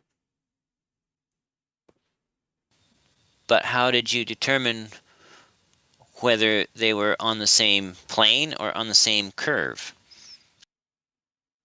Because there is definitely no curve, because a water level is a tool that establishes a horizontal plane. So there's no curve there, is there? But how did you physically determine that to be true? Because it's a water level. Like no point can be higher nor lower than the other point, right? Or any other point. No points can be higher nor lower than any other point on it. That's what a level does. So it sounds like ones that establish the horizontal plane. So it sounds like you used the surface of water as a straight edge to see if the surface of water was curved. No, not to see if it was curved, to show a Euclidean principles of proposition 1. That no part of a straight line can lie within a plane and another part without it. That's what we did. We did a Euclidean principles. But see, the same thing applies for a curve. What same thing applies? So nope. It's the same thing with the curve. You couldn't have. Show us the one that's the same as a curve. You couldn't have a subsection of a curve. You do realize that a plane isn't a curve. Never mind. You do realize that a plane isn't a curve. It's not the same.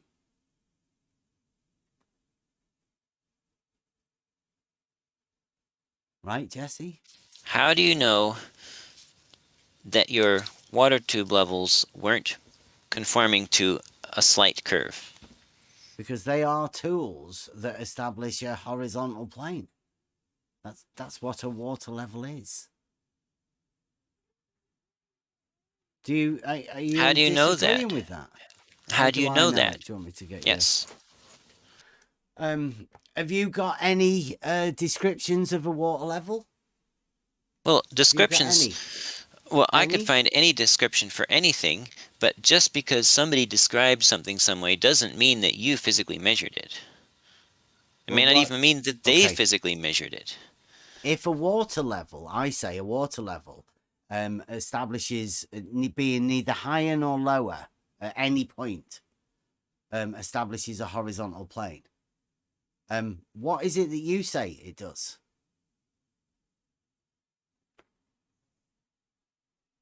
Well, I'm asking you I'm telling you that I can definitely say a water level is a tool that establishes a horizontal plane of reference. What is it that you are saying? Are you disagreeing with us? First off, step one. Are you, Jesse Gordon, disagreeing with a water level being a tool for establishing a horizontal plane of reference? Well, here's your problem. If you put a T in the middle of that water level the fact that and you're put a not riser in the middle, saying. then what happens is you'll find that the 3 points aren't all on the same plane. You could define a plane on any 2 Calm points, down. but the third point wouldn't be inline. Calm down. Settle down. Back up and answer his question, please. He won't answer mine. Why should I answer Oh my his? goodness. Are you 3? No, I'm 2. He's just trying to. Your brain's But shutting we down. have only 2 points in the tubes, which are apart from each other. We have just 2 points of water. Don't bite on all that. Like he's trying to distract away from Bev's questions. Very simply, he's trying to clarify so you can move on. Yes, Do I you know. think? Well, can he answer? Does he think a water level tool establishes the horizontal plane? It's a very simple question.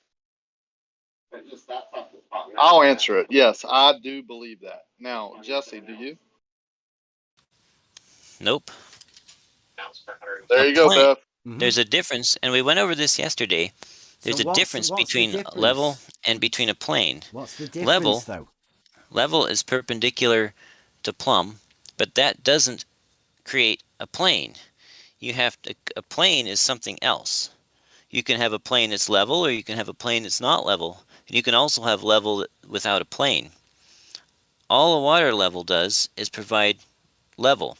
And then if you want, you can extend that out as a plane using some other method.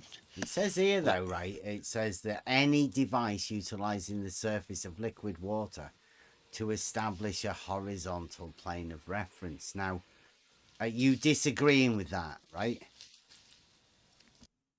Because all it basically means is each end of the water level is neither higher nor lower. Correct, but is that with reference to a flat reference level or a curved It's reference? referenced to one end of the water level and the other end. Each end is referenced to the other end, and both of those are neither higher nor lower than each other. That's it. That's how basic it is. But how do you know that they're Struggling referenced? to find out why you can't work this out, Jesse. This is very, very simple. Because when I do a 3-point water level, the middle water level. Yeah, the middle is high. Why did you do a 3-point water level? I wanted to see if all 3 points were on the same plane, and they were not. How did you test that?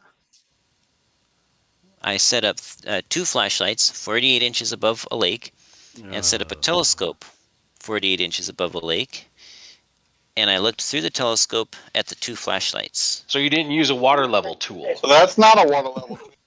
How's the lake not a water level? It's not a water level tool, right? So it's got a surface of water. What it says here, wait a minute, let me go back over this again.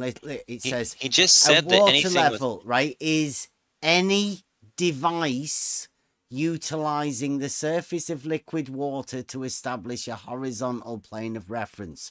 What device did you use?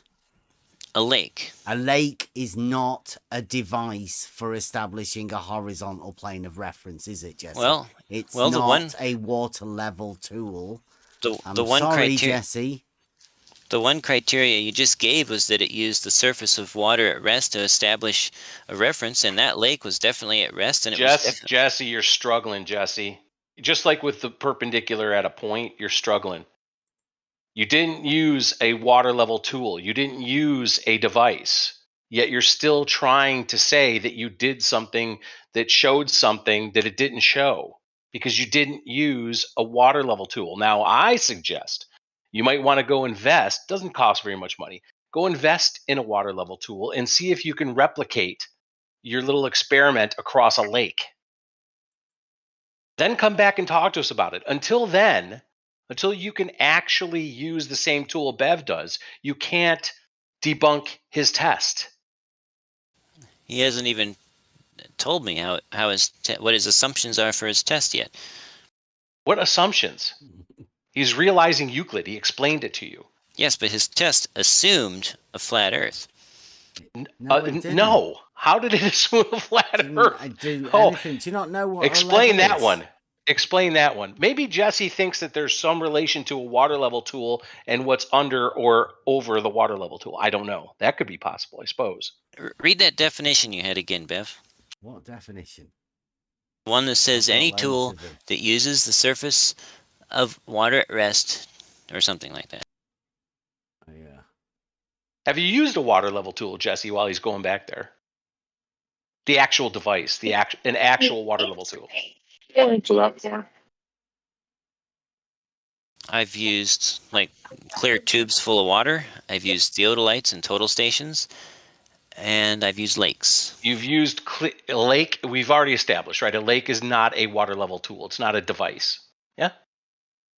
How long ago did you use the clear tube with water in it? Oh, I don't know. Within the last few years. Take a picture. Oh yeah. Post one. I want to replicate what you did. Yeah, hold on. I'll get you a video. Sure, good. But you don't have to dwell on this. You can move on to Bev. I just want to see it so I can replicate it with mine. See if we come up with the same thing.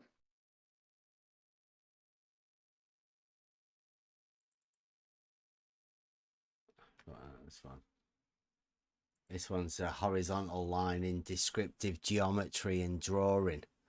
Would you call that descriptive geometry? Is that like when you're describing a horizontal? It says a constructive line either drawn or imagined. So that should be good, right? At least we were in the ballpark for that one. Which passes through the point of sight and is the chief line in the projection upon which all verticals are fixed and upon which all vanishing points are found. How about that? That's the horizontal line in descriptive geometry. I didn't make that one up. That's another one if you want to get that one. That says Webster's Revised Unabridged Dictionary 1913. So that's some old school horizontals. I don't know whether that would apply today. No, I meant the other definition you had. Any device that uses the surface of water. Why would it matter whether that surface of water was in a lake or in a man-made device? Because it's a device. A lake isn't a device, is it? I mean, well, what if I built a lake? Well, that would more be a reservoir then, would it? Wow. What exactly about the size of the device changes the fact of whether or not the surface of the water is level? Like, I don't think you're getting confused now. Are you struggling to know whether it's level or not? Are you going to get stuck with the fact that it's level and horizontal at the same time? Or are you still trying to separate level and horizontal? So are you saying that a lake is not level? It has a level, doesn't it? It changes. No, that's a different meaning. That's a different definition. That's like altitude. That's just a vertical distance. But is a lake level, as in perpendicular to plumb? What, a lake? Are you sure? Are you sure you want to be asking that? Have you hung a plumb line over a lake?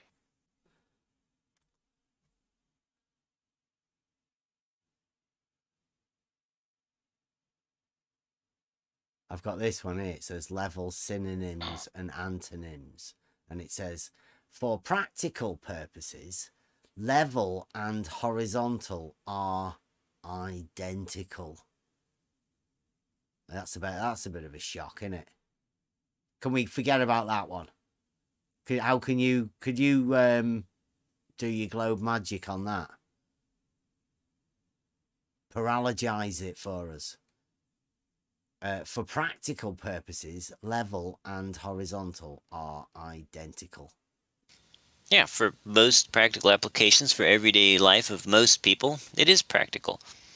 Do you know why does it say identical? Practical. Why doesn't it say always? Why does it say that? Whenever you're trying to do anything practical with it, right? Not conceptually, actual practically. But right? why not because always? you can, well, yeah, but you could imagine, couldn't you, that they're not identical. But he's just saying practically, whenever you're using it, they are identical, I think. But I mean, hey, you paralogize it for us. But here we've got another case where the definition doesn't just say it like you wish it did. It's leaving room that there are situations where the statement is not true. What statement's not true? That level and that they're horizontal equal. are identical. Identical, Yeah, it says, not equal, just identical. It's leaving room for there to be cases where they're not identical. Where? Yeah, for imaginary purposes, right? You can imagine that they're not, but practically they will be identical. It doesn't say much about the imaginary there. I think that's why it says practical myself.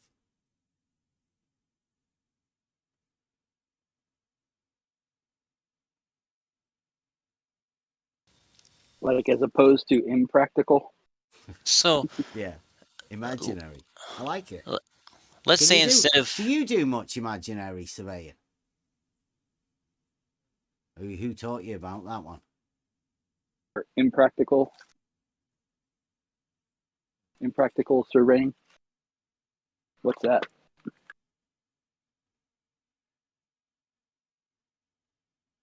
See if you can find it in a surveyor's dictionary. If it says horizontal as well. Dictionary. What the hell's that? Do surveyors talk surveyors language?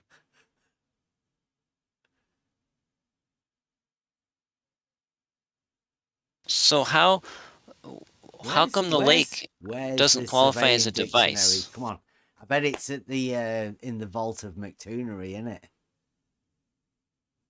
Where's the surveying dictionary? In fact, I'll just have a quick surveying dictionary.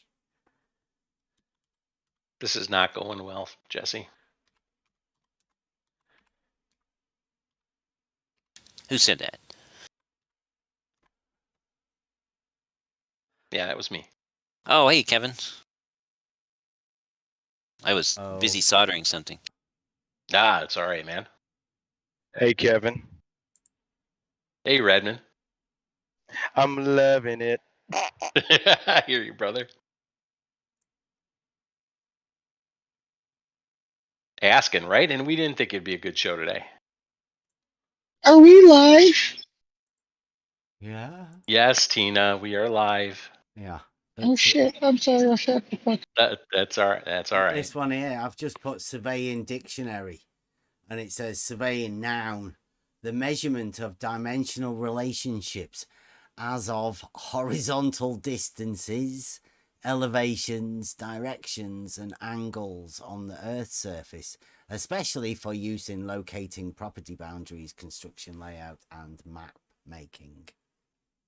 Horizontal distances. It does say the meaning of surveying is a branch of applied mathematics that is concerned with determining the area of any proportion of the Earth's surface, the lengths and directions of the bounding lines, the contour of the surface with accurately delineated the whole on paper. On like 2D paper, horizontal. Distances, elevations, directions, angles, triangulation. Seems to be on a plane. I'll keep looking though. What was the definition that we were meaning to be looking for within the surveying dictionary? Horizontal.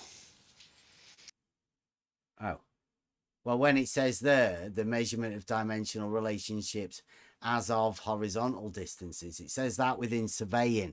That's just a normal dictionary definition of surveying. Are we looking for the surveying dictionary definition of horizontal? And will that change from the normal dictionary definition of surveying that mentions horizontal? I don't know, but I think it's worth looking into. What are we meant to be looking into? The dictionary that says about surveying that mentions horizontal distances, or the surveying dictionary that may... Are you saying horizontal changes? I'm confused. Can you just give us your definition then within the surveying dictionary? Let me see if I can find one. I never did find one. Let me look. You never did find one, did you not? I have a question for you, Beth. As you were speaking with surveyors, what language did you use speaking with them? Yeah, just normal, just normal language. Not surveyors language, special surveyors language. Yeah, I wasn't aware that they did have a thing. I mean, like, now he says it, I'm imagining they have funny handshakes and all sorts. But I don't really think they do. I took the 4 minutes out of my life to watch Jesse's video. I now know why where B-Ball got the water level Yeah. sighting from. But if you haven't seen his video, I would suggest you go watch it. That's all I'm gonna say. Yeah, that's what I've been saying to you for ages. That's how Jesse's been, like, Jesse's been around these parts for ages with that water level. It's about as old as anything, really, isn't it? It's like the first recorded documentation of a dark shark being used within this arena, I think. I don't listen to you very much, but I'm sure you've told me a few times. I didn't realize it was Jesse. That is hilarious, though. Yeah. I think that was the one of the things that made us bring up the dark shark, right? How ridiculous sighting water levels is, and the reason the definition it within Merriam-Webster is the way it is. Local. Yeah, you do understand, Jesse, the localness of a water level is to stop people thinking they can sight miles with a water level. And why? But because it's not local, is it? Like there's 2 points on a water level, and neither point can be higher nor lower than the other. The localness of those points means that they are in relation to each other at those points. They're local to where the water level is, right? They put that in specifically so people didn't take little water levels up and sight miles over the... Because that's not local, is it? It's fucking miles away. It's ridiculous. Can I Jesse, do you mind me asking you a couple questions about that? No. So how high, or where you're at on that side of the lake, or whatever that is, how high above the water are you? I'm about, my eye level's like about 58 feet, I think, above mean sea level. Let's just say 60. And when you're sighting across and the water level, the horizontal that you think you're creating, sighting across how many miles to that building? 21.2. Okay, so 21 miles. And how far above the water would that point of the water level be, above the building, above the water? You know what I'm saying? Like, it's 60 feet where you're at. Okay. Okay. So you're creating the horizontal across the lake. That's going to be higher than the building, right? I'm not sure how a 60-foot horizontal can be higher than a 187-foot building standing on a 50-foot hill. Well, you're showing that it is in your video. You're saying the building is lower than you. That's Lower 180. than your. No, that's a 187-foot tall building, and it's standing on a 50-foot high ground. And you're saying the water level tool is higher or lower than it? The horizontal. The water level tool is the same height above sea level roughly as the foot of the building, maybe 1 story up. So it's like a 17 or 19-story building. You're showing the building lower than the horizontal that the water level tool is making in your video. I know. So how high on the other side, on the side that the building is your water level tool above the water? Your line that you're creating, your imaginary horizontal line that's extending 21 miles above the water on the other side. You say it's 60 feet on this side. How far above the water is it on the other side? Well, I mean, it should be 60 feet. No, that's not what you're showing. You're saying the building is 180 feet and your water level tool, the horizontal, is above the building. So let's say, what, 200 and something feet? No, I wasn't that high. I'm not talking about you. I'm talking about your horizontal that you created with your dark shark. That is above the building, 21 miles away. Yeah, it's over. Yeah, the entire building appears below eye level. Yeah, appears. So you're 60 foot above the water. On the other side, 21 miles away, how far above the water is your horizontal line that you created with your water level tool? Well, more than 240. Oh, we finally got it out of you. So 60 feet on one side and more than 240 on the other side. Yeah. So now you go set up 240. You go set up 60 feet above the water on the other side. Where's your horizontal going to be? Well, it'll probably be the same height on the first side. 60 feet. Double drop. Yeah, it's pretty funny, and it just happens to match the globe curve too. Right, so Jesse, Just if you were to extend that water level, where would the ends be?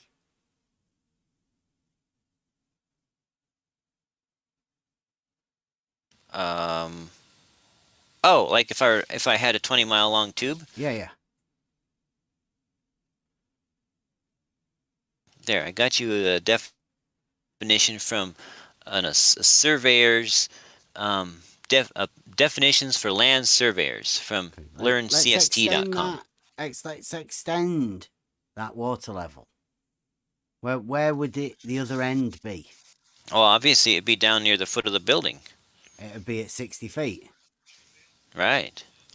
Okay, so you're saying the actual water level would still be at 60 feet. But if you make it dead short and dark shark a water level, you can imagine that the water level's a lot higher. I could put a tap right in the very middle. You could put what? I could put a T. I could have a water level that goes from one side to the other side, 20 miles long, and then I could put a T in the middle and have a riser in the middle, and I could sight across there, and that riser in the middle would stick up way above the line of sight between the two ends. It wouldn't get higher though, would it? Hold on. I know we're live and all, and I know I don't jump in very much.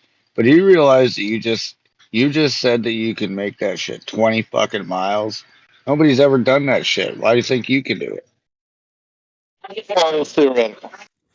I mean, the water was right there, the canal. I mean, I don't know why it would behave any differently in a tube than in the straits there. Well, keep going with your riser in the middle would be higher than the opposite end 21 miles away.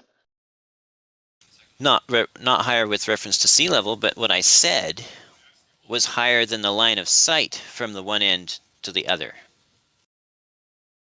So then if you go to the middle riser and create a zenith and a horizontal, both ends would be lower?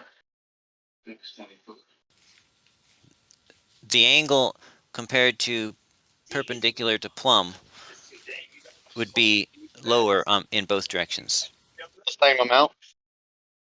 If you were in the middle? If it was, yeah. So you think the middle is higher than both ends if you're in the middle? And if you're on either end, you think the middle is higher, but the other end is lower? Say that again?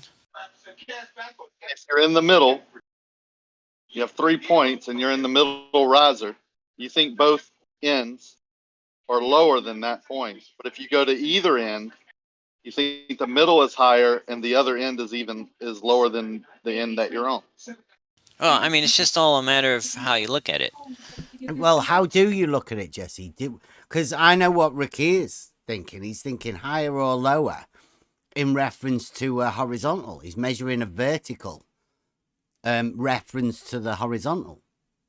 Is that what you think when you think higher or lower? I'm not even sure what you're asking. We're talking about higher or lower. It's one of the basic concepts of reality, right? When we establish a vertical datum, you understand what that is, like a measuring rod, then we go up vertically, that's higher, and down is lower. It's a lesser number on that scale, on that vertical scale. That's what we're talking about when we say higher or lower. Would you agree to that?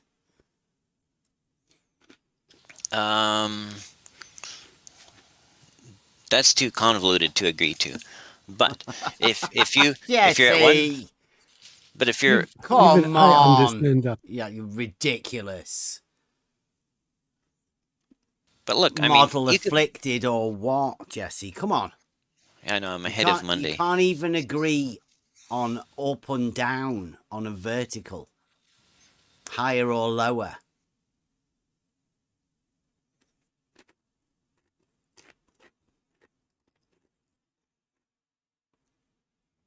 It's obviously be getting very hard to talk to people.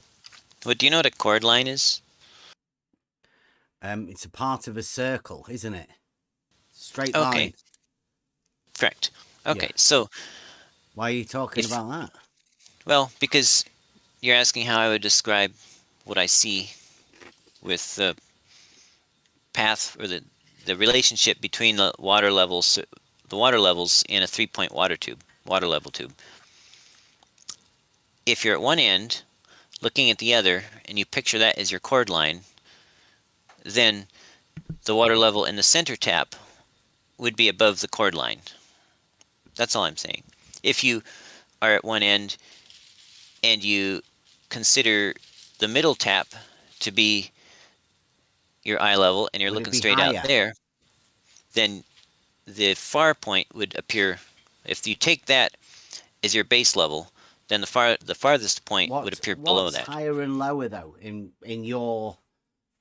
Give us the terms of how you would describe higher or lower. Well, that's why I'm telling you what I'm comparing it to. Because if you're comparing it to sea level, then they're all the same height compared to sea level, right?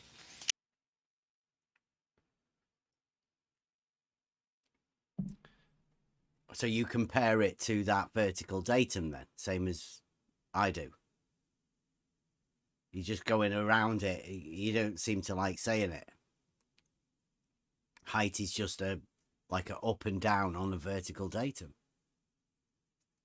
Higher is up and lower is down. Numerically, greater number going upwards and lower number going downwards, right? So how does try and keep stuff very, very simple?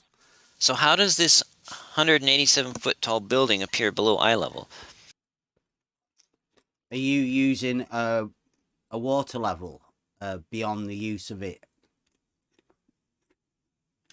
Of course not. I'm using a water level, just how I made it to be used. Well, just because you made a water level to be a dark shark doesn't make it an actual tool for doing anything. Okay, then explain to me why not. What's Because it's what's not wrong? acting locally, is it? Well, that's your opinion, but do you have any reason as to why, other than it's your opinion? What, that it's not locally, like 20 odd miles away from a... How far was the distance between those two ends of your water level? Oh, about probably over 10 feet, like over 3 meters, I think, maybe 3.5, 4, oh, maybe even 4 meters, almost 4 meters. Okay, well that's good. And then It was the a distance that 5 you're meter using tube. it to measure the building is 20 odd miles, did you say? Yeah. Hey, Bev. It's not local. Good turnip. Mhm. Good turnip. Just said a good point here. If you want him to say it, go ahead. Oh, you mean about the whole like hesitation thing? Like how if you don't. Okay, yeah. So like the way I see it is, if you've done this test with this hypothetical water level, I haven't seen it, Bev hasn't seen it, Turnip hasn't seen it. So to us it's hypothetical. Yes, we can all agree. Now, the hesitation. So you hesitated when you had to answer that question. If you already knew the answer, there would be zero hesitation. You would have answered that question immediately. Bam. How big is the water level? 10 feet. Not approximately about 10 feet. Okay, so that's an Well, ad did it hom. May I years ago. respond to it? May I respond to that ad hom? You absolutely cannot. No, I'm just kidding. Go ahead. Okay, so it's an ad hom. I actually, Yeah, I don't know. I actually did that almost 3 years ago, maybe 3 years ago. I bought the tube on eBay, and it was in some number of meters. I don't remember exactly. I think it was 5 meters, but I don't remember. And I never measured the distance between the two ends. I just set it up and stretched it out as far as I could, basically. So I don't know the exact length, but I know it was a 5 meter. I think it was a 5 meter, but I don't even remember. I'd have to go back and look at my purchase history. So, but that's his point, the though. picture, if you want to have a look, Wally did his inevitable re-memeing of it brilliantly. You ever seen anybody draw Imaginometry? Anyone ever drawn the nutsack drop for you? Have a look. Jesse's water level. Wally's drawn it. That's right, isn't it, Jesse? where am I looking? Where am I looking? With the pictured "Where's Wally" meme showing the nutsack drop actually drawn. It's been. Oh, I see. You posted it. That's what Wally got from your Dark Shark. Look at that. It's great, isn't it? It's kind of busy. Yeah. It's hard to tell what else going on there. I was just most of that is me drawing, pointing out the nutsack drop. But yeah, that's what Wally imagines what happens to the water. Because globe. So, how did the building appear below eye level, though? Well, that's what Wally's done there. Look, that's what the water has to do, isn't it? I mean, in my observation. Never mind Wally.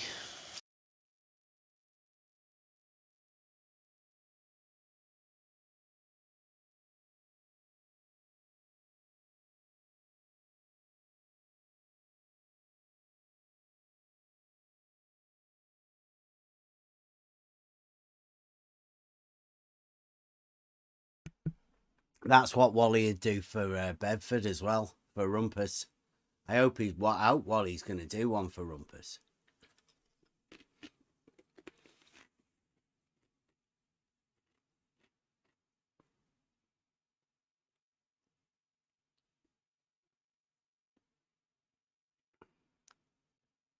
It's good when you do collabs together, isn't it? When you team up.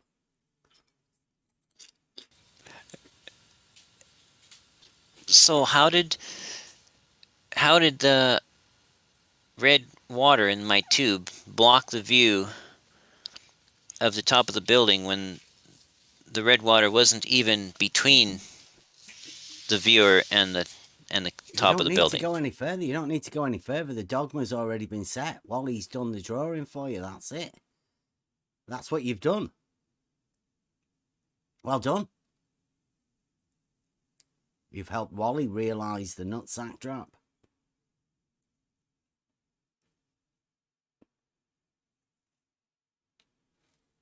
That's the only way. That's it. That is what you were trying to depict, right? You were just finding. I've been saying to the guys, sometimes we have these concepts of how to visualize. How do you show people?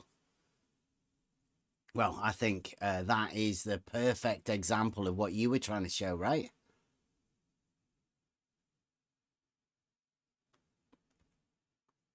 I'm just asking questions. Yeah, but I mean, is that not what you had in your mind when you did that? You did your little dark shark, and that's what you come up with.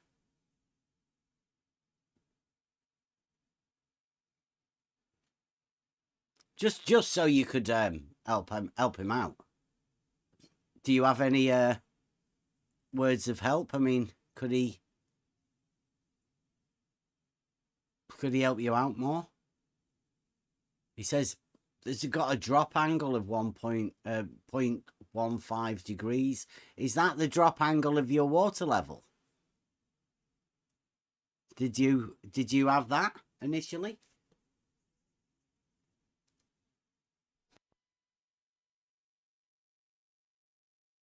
Sorry, I'm soldering stuff, and I have to drop it to press the push to talk.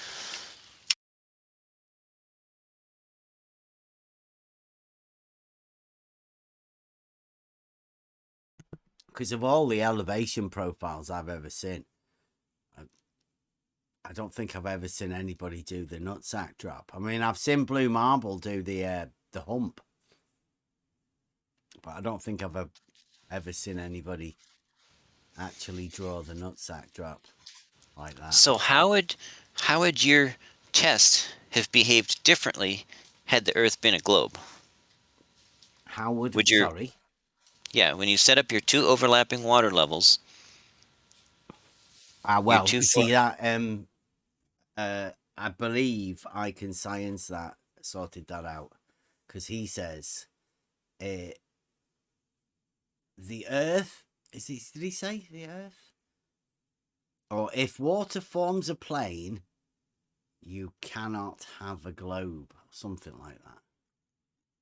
Yeah, and he also said that you did not do a test that would differentiate whether the Earth was curved or not. We didn't do anything to do with the Earth. No. Like, who's told you that we were doing anything to do with the Earth? Well, you said you did a test that showed that water didn't curve. No, we used the water level being a device that establishes a horizontal plane to realize Euclid, to show the Euclidean principles in reality. But would your test have behaved any differently had the Earth been curved? Well, it can't be, because I can science that said if water forms a plane, you cannot have a globe. And we use the water level as a tool to establish a horizontal plane. Now, do you have a problem with that? I think you probably didn't establish a horizontal plane. Is it plane. your model that has a problem with it? I think you're... Do you have a problem with the water level establishing a horizontal plane, or do you have a problem with Euclidean principles being realized in reality? Which is it? Well, my observations have a problem with your claim. Because... It's both of them. What if you tried to sight it around a corner? Sight what around the corner? Your water level that you don't need to sight through. Hey, Rob, how are you doing? I'm doing great. How's everyone? Don't get all friendly with him as in a fucking defense move. You answer Rob's question right now. He's got breaks to do, buddy. No, I'm doing a power steering pump actually. He's got a power steering pump to do, buddy. Fucking answer his question. What was the question? Right.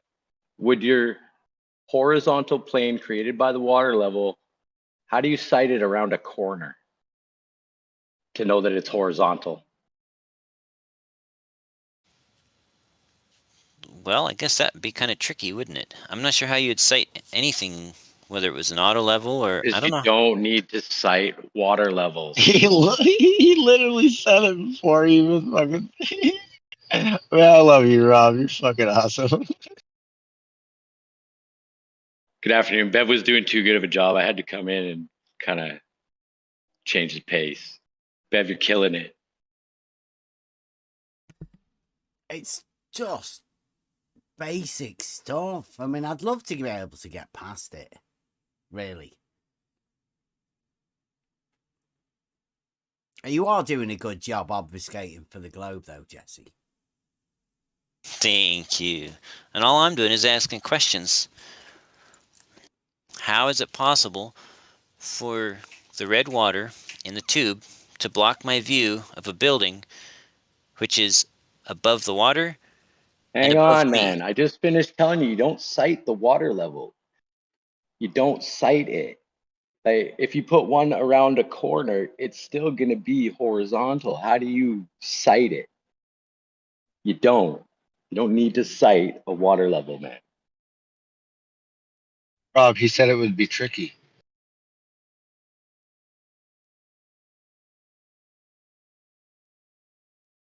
But let's say a water level only works locally to the both ends of it. Now, however long you make the tube, it's still going to be local to each end.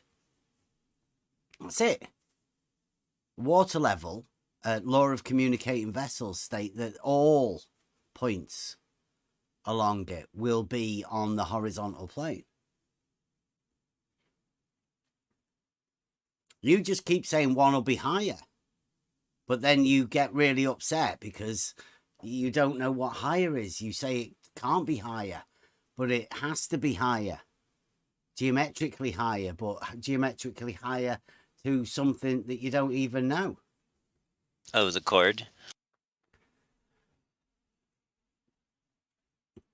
Well, what's the chord? Do you call the chord the horizontal?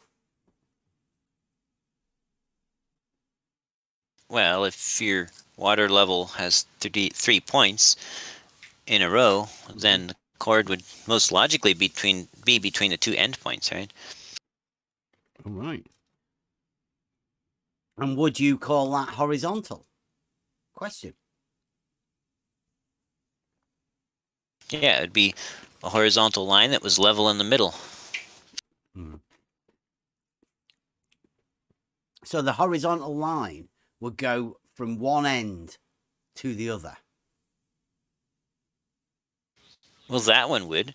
But you could also have a horizontal line between the middle tap and an end, and that would be horizontal, also be and level. But it would be level in the middle of it.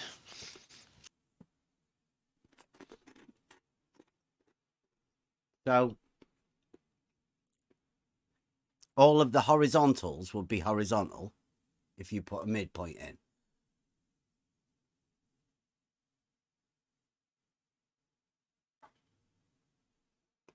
Yeah? If you drew a line anywhere to any of the end points, it would be horizontal. You could draw 3 horizontal lines. So imagine we've got points A. You've got point A and B at each and end. B. Yeah, we've got A and B and C. A is at one end, B is in the middle, and C is at the other end. We could draw a straight line from A to B, and that would be a horizontal line, a horizontal level line, level in its middle. You could draw a line from B to C, and it would be a straight horizontal line that would be level in its middle. Okay. And then you could draw a line from A to see. Yeah.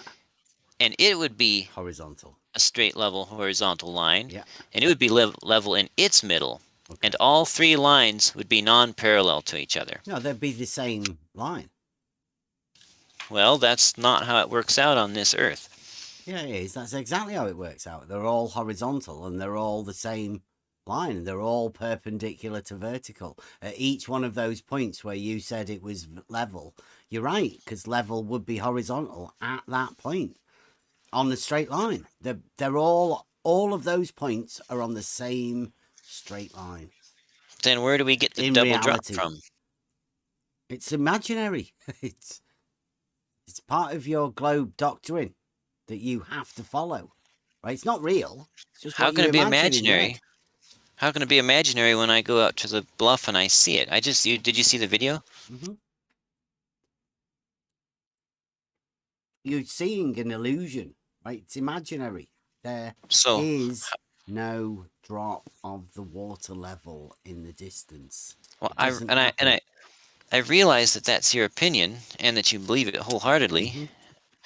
But how did you test to know that it's actually true? That's not an opinion. That's how water flows.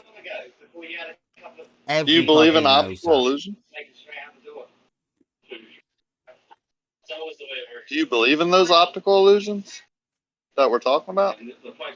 Explain. Do you believe in mirages? Explain them. I'm asking. Why do you want me to do? I just asked you a simple question. Well, tell me what you're talking about, and I'll tell you if I agree with it. The optical illusions that I said 5 times. Bev said it could be an optical illusion. Or something to that reference. Do you believe in optical illusions? I call them mirages, but do you believe in those? I've seen them. Okay, do you know how they're created? Do you know what causes them? I got some ideas, but tell me. But none would looking long distance over the marine layer be one of them? Not that I've seen. Not in this case. What are you talking about? You don't think looking over long distances over the marine layer is the best way of seeing optical illusions or mirages? You need to go study that too. You have a lot of work to do. No, that's true. That's the best way to see them, but none of. Okay. Well, you just said that wasn't like 5 seconds ago. No. None of the ones that I know of would cause what I saw. That's what I'm saying.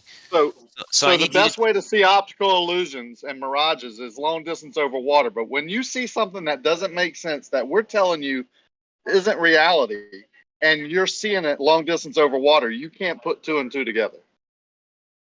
Well, that's because I understand the different modes of miraging and optical illusion, or those things. You do. So then why did you ask me to explain it? Why don't you explain all the modes of mirages? Go ahead. Because all the modes that I know of would not explain what I saw. So that's why you need to explain a new mode that I haven't heard of that would explain what I saw. So there's no mode that makes looking long distance over water, over the marine layer, in different atmospheric conditions, create different effects of what you're seeing. Even you're saying appears.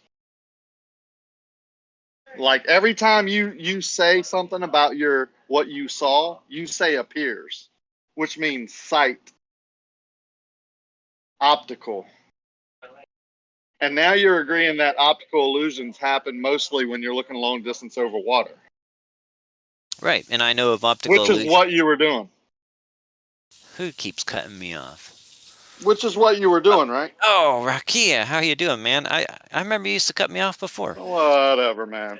Which is what you're doing, right? Looking long distance over water. 21 miles.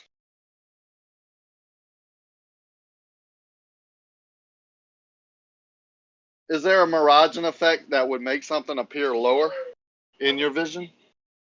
In your line of sight? Since you declared that you knew all the miraging effects. Received opinion coming in, Rakia. You have to hold on. Maybe I'll ask my question and go on mute so he can't blame me for cutting him off. Sir, as you stated that you knew all the miraging effects, can you name the one that would that causes something to appear lower in your line of sight over distance?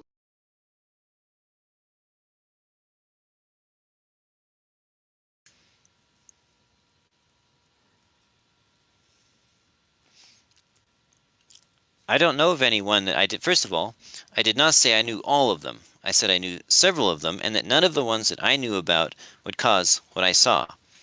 And I do not know of any that would cause something to consistently, reliably appear lower. So I need you to tell me which one that is and how it works. Well, what would cause? Yeah, go ahead, Beth. So can you see Brad? Like, I'm on Twitter now. I don't know whether he's listening in. Shout out Brad, the science guy, with the perpendicular, the plumb bob and the perpendicular.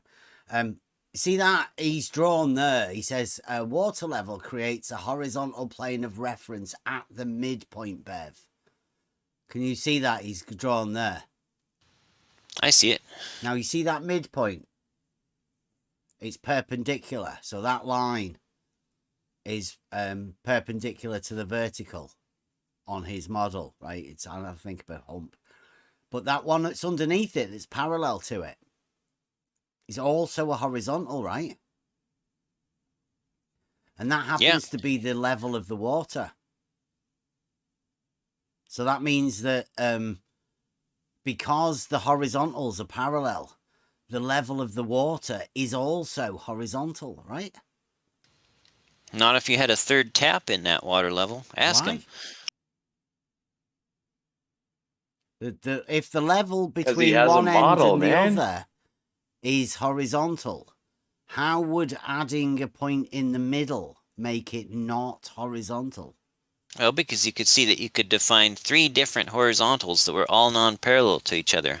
Right, so if you were to grab hold of that water level at one end and move it to the middle, would it be higher?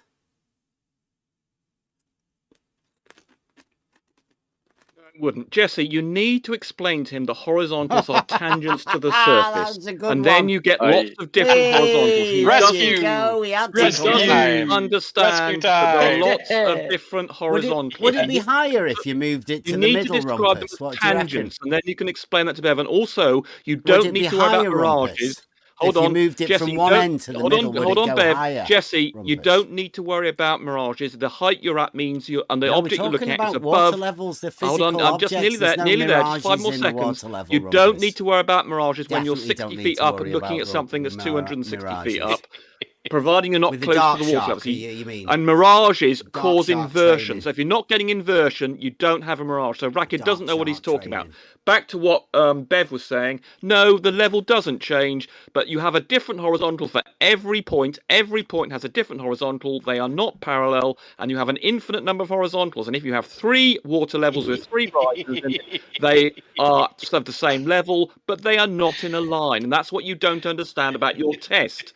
3 risers do not form a line. You are presuming they do, and that's because you are a moron. And I can't share my thing, so that's I'm not going to, because I can't share. No, we definitely don't. Definitely don't want you sharing your thing, Rumpus. For sure, Yeah. don't be sharing your thing here. No. That's why you're not allowed to, Rumpus. We don't want you sharing your thing. no around here. sharing of things. Mm-hmm. Yeah, keep your thing to yourself, matey. Yeah, what do you reckon to that, Jesse, then? So if you were to move the water level from one end, would it go higher? Higher with reference to what? The chord line? Or yeah, the line that you've just established. The chord line? Well, that line. We call it a horizontal, right? Because that's what it was. When it was over there, at that end, one of the ends, it was a horizontal line. Now, if you move one end of the water level to the middle... But you don't move the chord line?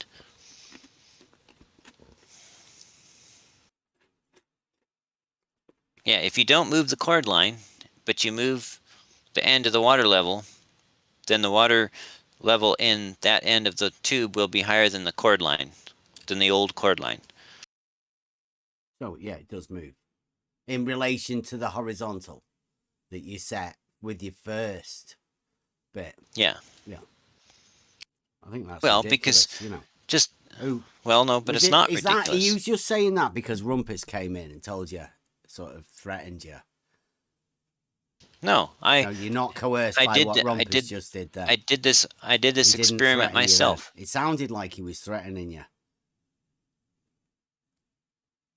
because you did just say it was. I think he came in to save you to say it wasn't higher, but you did just say it was higher.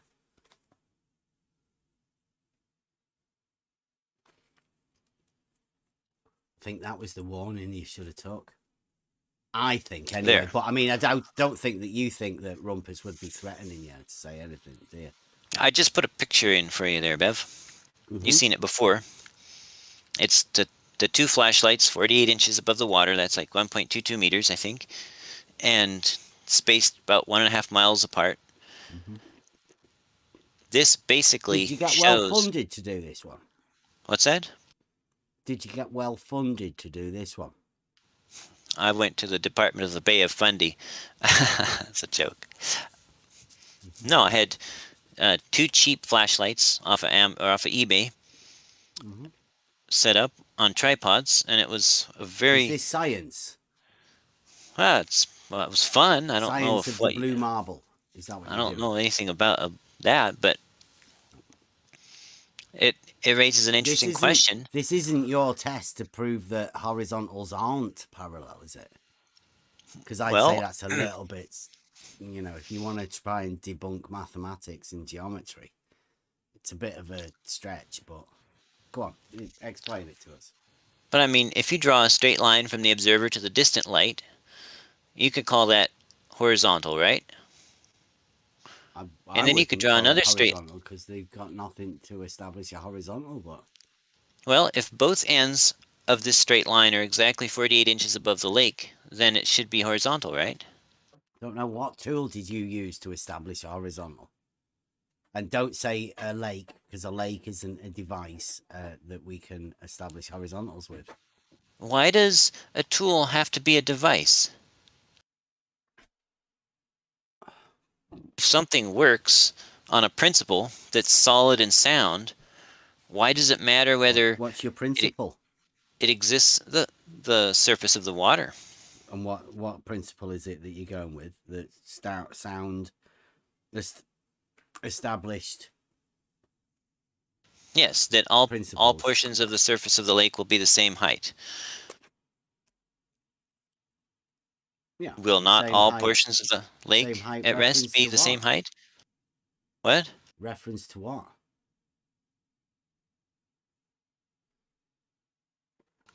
Well, Euclid. Reference to Euclid. Where's there a Euclid for us to reference to? Well, you're the one. No, you're the one. No, this is your test. What is it that you're referencing height to? I put both flashlights and the telescope the same height above the lake.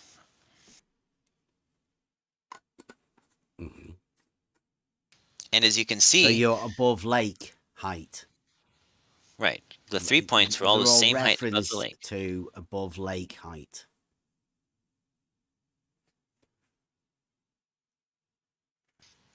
So how did... Okay, now can we get you to describe the lake? Well, it's kind of... You are going to assume... I can show you a picture Is there any of other assumptions that you're making on this? Like, I'm just saying, like, should we identify all of the terms that we're using?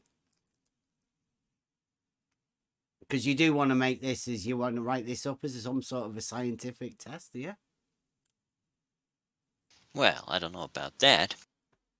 Well, like the science of blue marble, you could at least help those guys out. Because you do have people that are posting your dark shark. Amazing. It's been for years. Amazing. And I didn't have a clue until just recently. This is I put a picture of the lake that I'm using.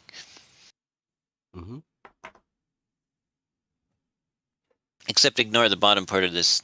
The CGI stuff's for a different experiment. I haven't built all my floats yet. An experiment. Nice. Actually, I'm soldering on them up right now, but...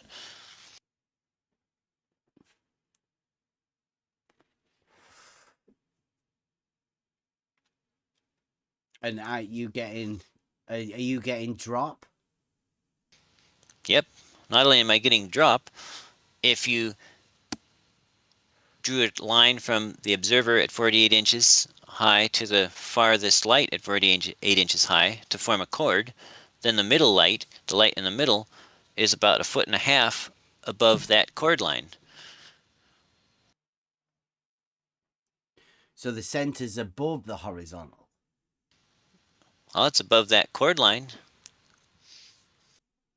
But you can, do you call that chord line a horizontal? Like yeah, it's a horizontal that would, it's a horizontal that would be level in the middle, in its middle.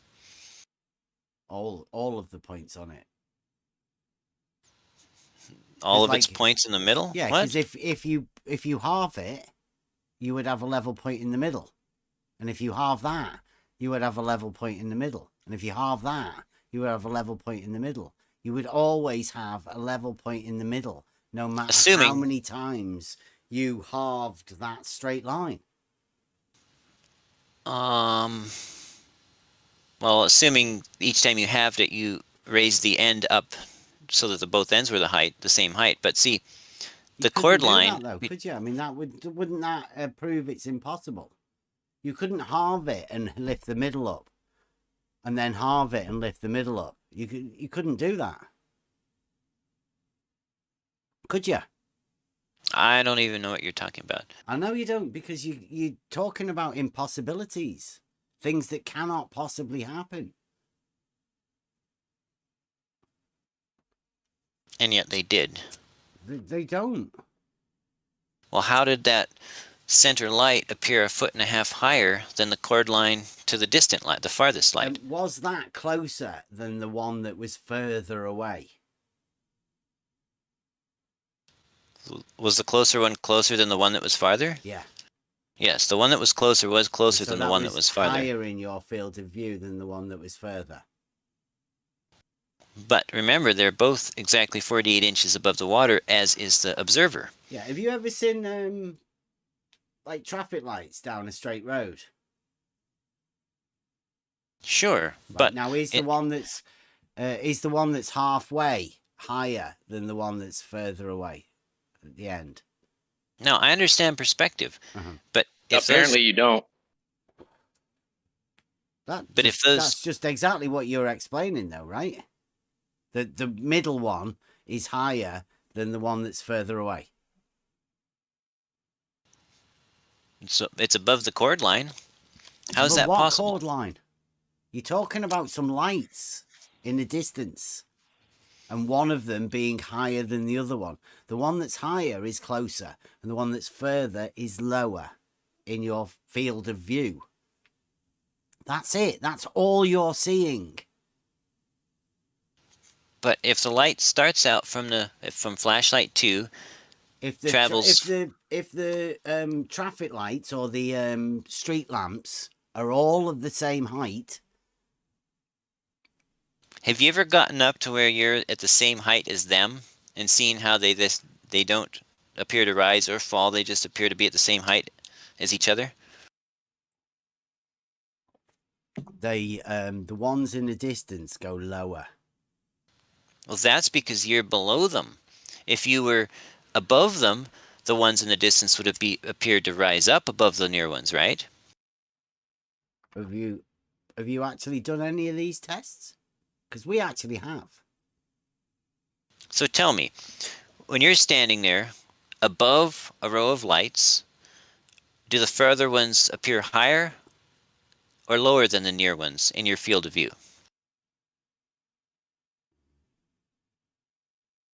I don't know, like, give us a picture, let's have a look. Okay.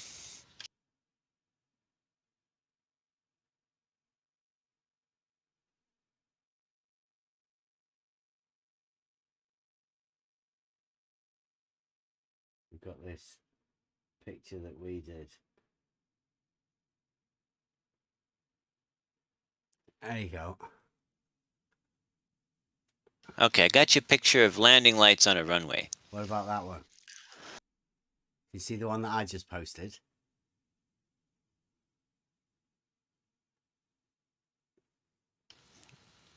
Yes. How'd you like that? Oh, that is nice. Uh-huh. So can you see where the feet go to and the heads? And is it where you expected it would be in the crosshairs? Or is it a little bit different? It's right how I expected it to be. Everything, you think everything squashes into the horizontal, do you? Everything shrinks towards eye level. Which is the center line there, where it looks like the people's heads are in the distance. Do you reckon if they were to go further away, do you reckon they go below that line that you say everything shrinks into? Well, they're probably walking on a plane that is dropping down away from the. Would you think that's not so? parallel. Really? It's they're probably going downhill, so they probably would. But I don't know. What about if they are actually me, and that's the straightest line we could do along the shore of the beach, and it's a dead straight line with no drop? It's just perspective. That's literally. That's why you don't use the tool over that distance. But I guess you haven't really done any of those sort of tests, have you? Well, look at the picture I got you of the runway lights. Mm-hmm. Are the lights that are farther higher in your field of vision than the lights that are closer? Higher. You do realize it's a 2D picture that there, right?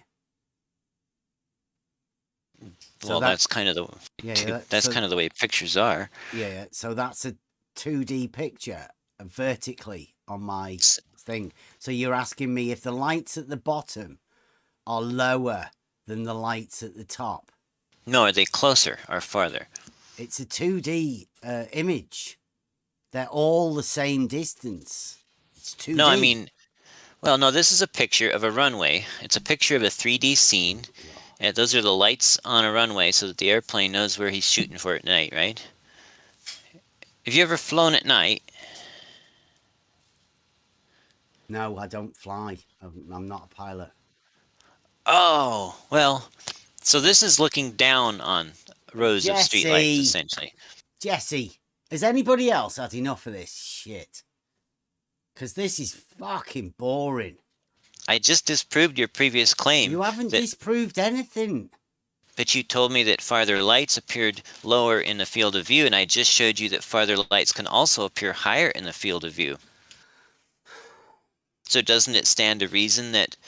Yeah, that's ridiculous. More about perspective, my Yeah. friend. Bye, man. Bye, Jesse. Hey, Redmond. Bye, Jesse. You're going to get me Bye, something, right? Jesse. See you later. No.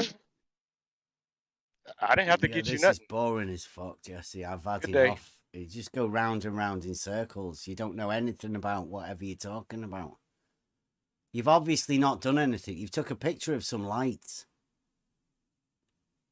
And you've made Wally draw a nutsack drop. Because of the ridiculous things you've done with the Dark Shark. Sighting water levels over distance. You do realise that if you were a flat earther, they'd be laughing at you. But for some reason, because you're Flat Earth Society / Globe Earth Society, they all think it's brilliant.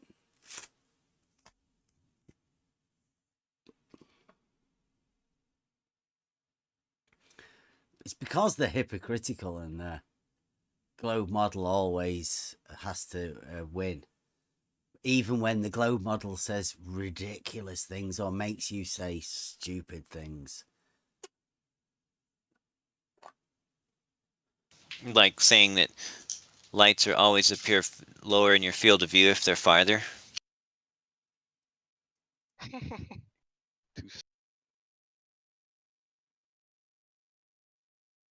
don't think you ever get it. Doesn't know what lower or higher. What do you mean by lower, Jesse? I said in your field of view. Yeah. So what's that mean?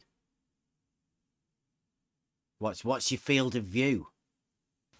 Well, it's the field that you're viewing. Mm-hmm. Like if you're out in what's lower than your field of view? Is that out of sight of your field of view in the No, vertical direction? No, I said Or- lower in your field of view. Oh, right. So what's that then? It's At the below bottom, being.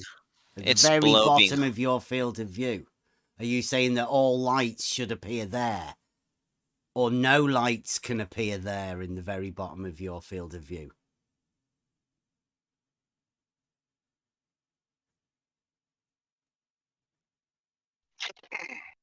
He don't understand. It's a ridiculous statement, ridiculous question, Jesse. Yeah, as he says, oh, I understand perspective. It's not that.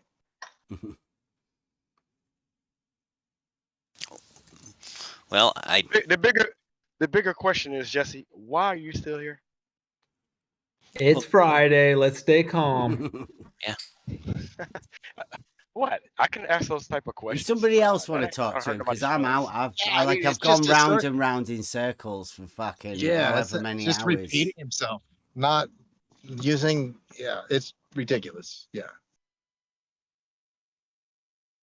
It's not a repeat. He just don't answer any question that's put to him. Let's talk about this. Oh, no. Let's talk about Circle jerk. Yeah. Yeah.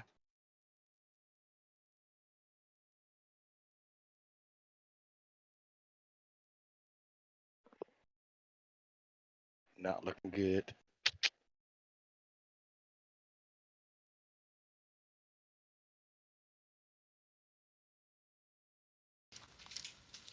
Well, maybe someone else could explain this conundrum. No, I don't want to hear it. So, meanwhile, at the back cave, anybody got any new topics better than this topic? Boy,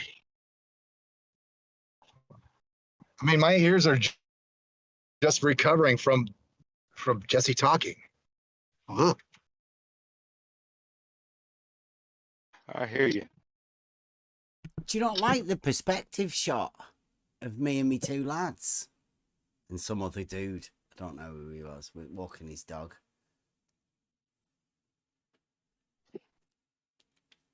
Does that not show exactly how it works?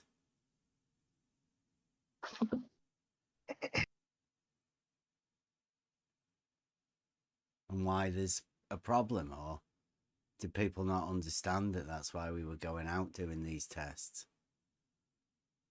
It's a great shot.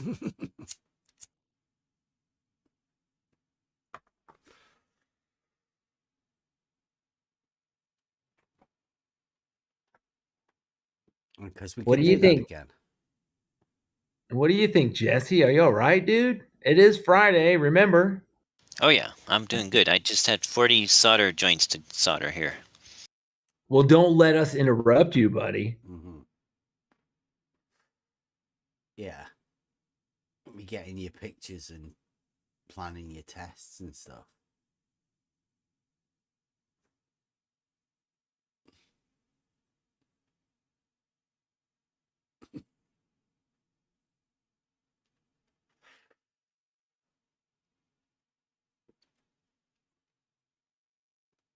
So, have you got any plans to do a realizing Euclid, Jesse? Do you think you could link any of your stuff to anything within Euclid?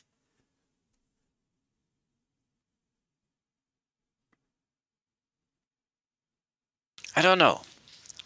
I might look into some of the spherical aspects of Euclid, and Book 3. maybe I'll realize something spherical from Euclid. How does that sound? Yeah. Book 3. But you realise that you do have to go through book 1 and 2 in order to get to book 3. So the principles that you use in book 1 and 2, because you sort of start off at the beginning and build up and build up and build up and keep going. Everything builds upon what you learned beforehand. So book 3's pretty advanced, really, but still quite basic.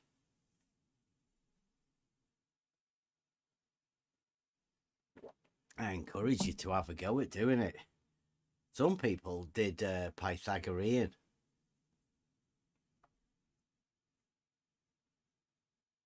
realization. I think you might know about that one. I did watch one of the best Eratosthenes videos I've ever seen. Highly recommend you watch that. Blue Marble Science does Eratosthenes.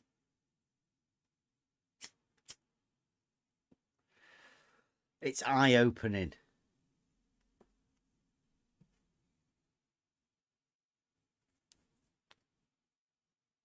It's his first video.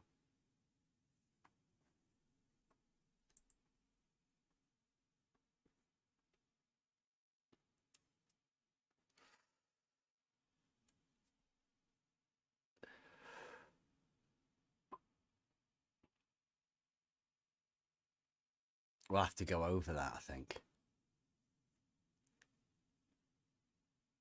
Have you ever done? Measured the, I think the circumference, he says. He can do fantastic things. I think he teamed up with Bob. Measure the circumference of the Earth with a stick.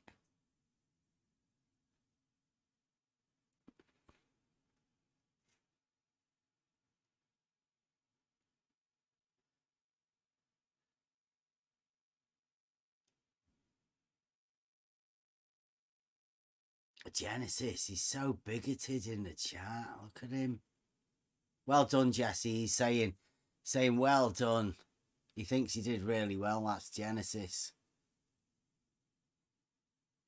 It's Friday night. He's probably had a few drinks. Thinks you did well.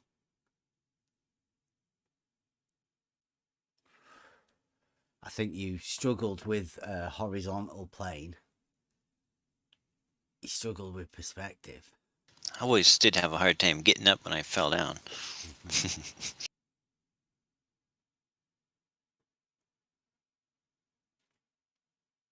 Have you heard from I Can Science that recently?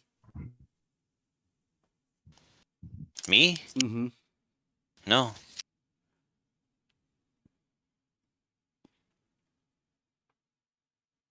Not that I remember. Does he go by other names that I wouldn't recognize? I don't know. I Can Science that. I mean, I watched that video you did with him. That was quite a collab. Which one? That sounds better. Which one? The one where I explained the realizing Euclid? Or the one where he told us afterwards that he didn't understand what we did the realizing Euclid for? Which one? So what was that? Like, you were a guest on his show or something, right? Mm-hmm. Yeah, that was after I'd explained the realizing Euclid test over here. Because I took him through the geometric principles of it. And then through the practical principles of it. And then I went over to his and he drew some pictures of what he interpreted it was. Completely misunderstanding all of the geometric principles and the realizing Euclid part of it. And he got all triggered like you do about the water level. When we only used it as a tool. Because it is a tool for establishing a horizontal plane. That's why we used it. But there is a load of people that they don't like that. I still don't understand why I'm allowed to use a tube that I fill with water You can use whatever you to want. establish a horizontal plane, and why I can't use a lake that naturally filled with water. I'll tell you why you don't understand it. It's because you're a fucking idiot. Trying to equate two things that aren't the same. Roger.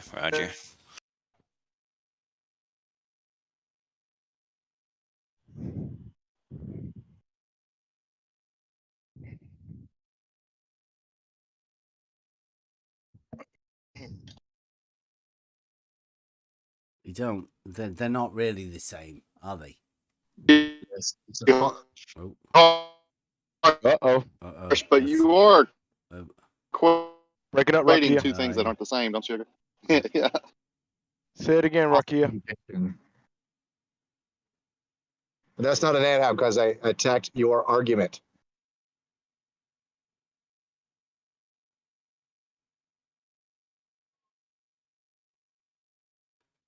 It's getting a bit breaky up, isn't it? I'm still breaking up. No, you're back now.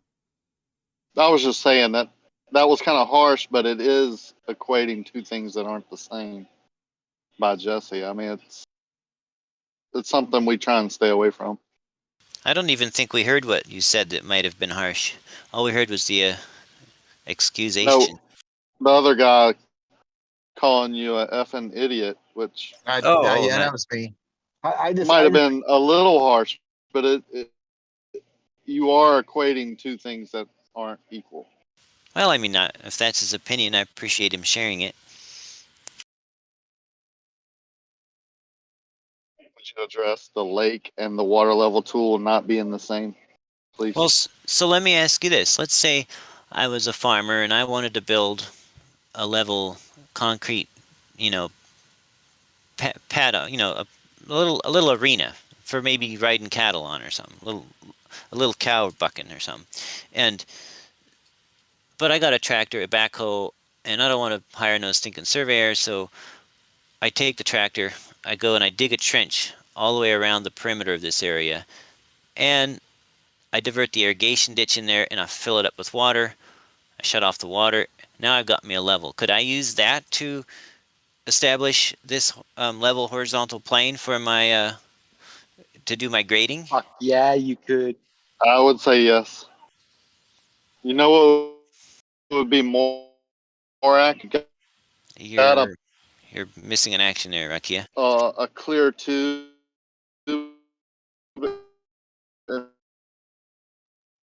Yeah, we're losing you again. Robot in there, Rakia.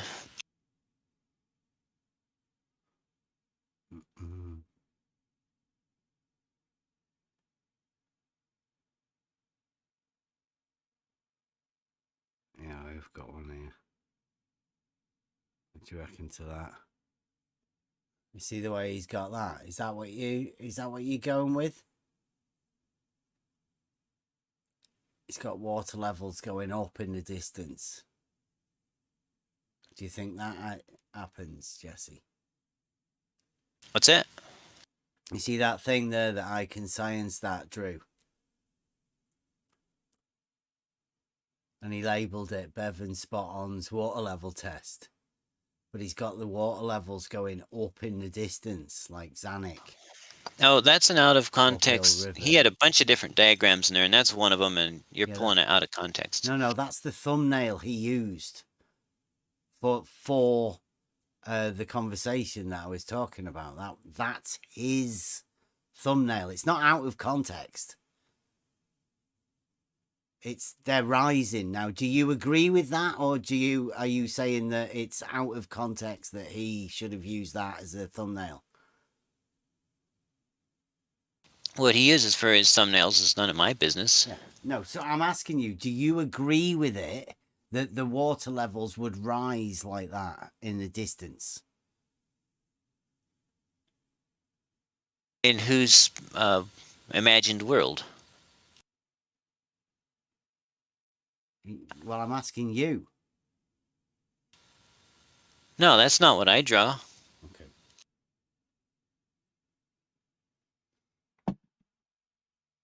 Can you not answer the question? The question is unclear and indistinct. I already told Bev, if you have a multi-tap water level, a multi-tap tube water level, the surfaces will follow a curve, which is the same curve that the ocean follows. If Do you agree with his thumbnail was the question? I don't even know what his thumbnail's trying to show. Yeah, it's ridiculous, isn't it? At least I think you've got what the idea was. Is just to confuse the shit out of people, right? Nobody gets clarity out of people doing drawings like that, do they? I mean, it's not really scientific either. I mean, is it science in it?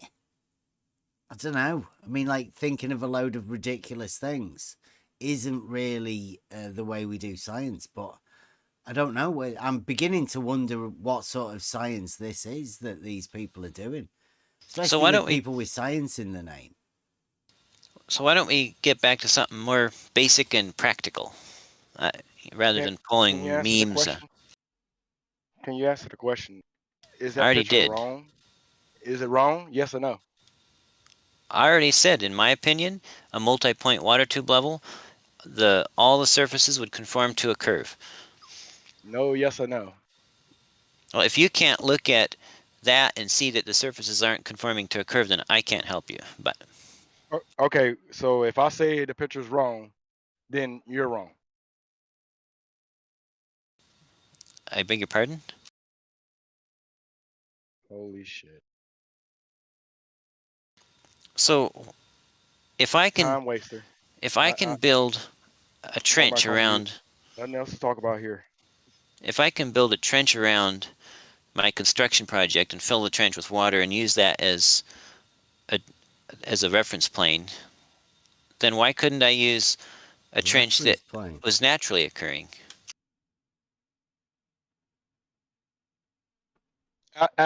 Jesse, what is a plane?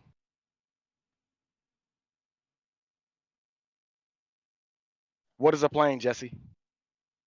Well, let me look it up. Why you got to look it up? Because I'm going to give you the exact dictionary definition. Because obviously you Okay, can't go look ahead. it up for yourself. I'm working on a car. What are you talking about? Plane. A large machine with multiple wheels, at least 2 wings, often a tail. Oh, wrong plane, wrong plane. Context. Context is everything. My goodness. I had to throw you a curve. So No, clever. you didn't throw me in a curve. So shitty. A flat surface on which a straight line joining any 2 points on it should wholly Yeah, lie. holy shit. You don't want to say that. Okay. Yeah, Or you can't two. have water doing that, can you? Woo. I'm going back on mute. But really, you can't have that, Jesse, can you? But It's tell me not allowed. why. It's not allowed. Why? Because I can Can science that has said it's not allowed. You can't. He says if that is occurring, if water forms a plane, then you can't have a globe. Well, I'm talking to you, not I can science that. And in your paradigm, Well, I don't have a globe either. But in your paradigm, what paradigm? I the don't water. The paradigm of me not having a globe, or No, your paradigm of all horizons being parallel. I don't think anybody's ever said that. Well, how about all horizontals being parallel? Have you said that? Yeah. And have you said that all horizontals are parallel to the horizon? Parallel to the plane of the horizon, yeah. That's the way horizontals are defined. Oh, so could the plane be, or could the horizon be curved then? No, absolutely not. Okay, so back to my question, if we may. Are you okay with that? I'm okay with it for long enough to ask you a question. Okay, good. How come I can use an entirely man-made water leveling device, and we agree that that establishes a level, and I can create a ditch system and fill it with water, and that qualifies as a device for establishing level, but how come a lake doesn't? Does it work on some other principle than the water in a ditch?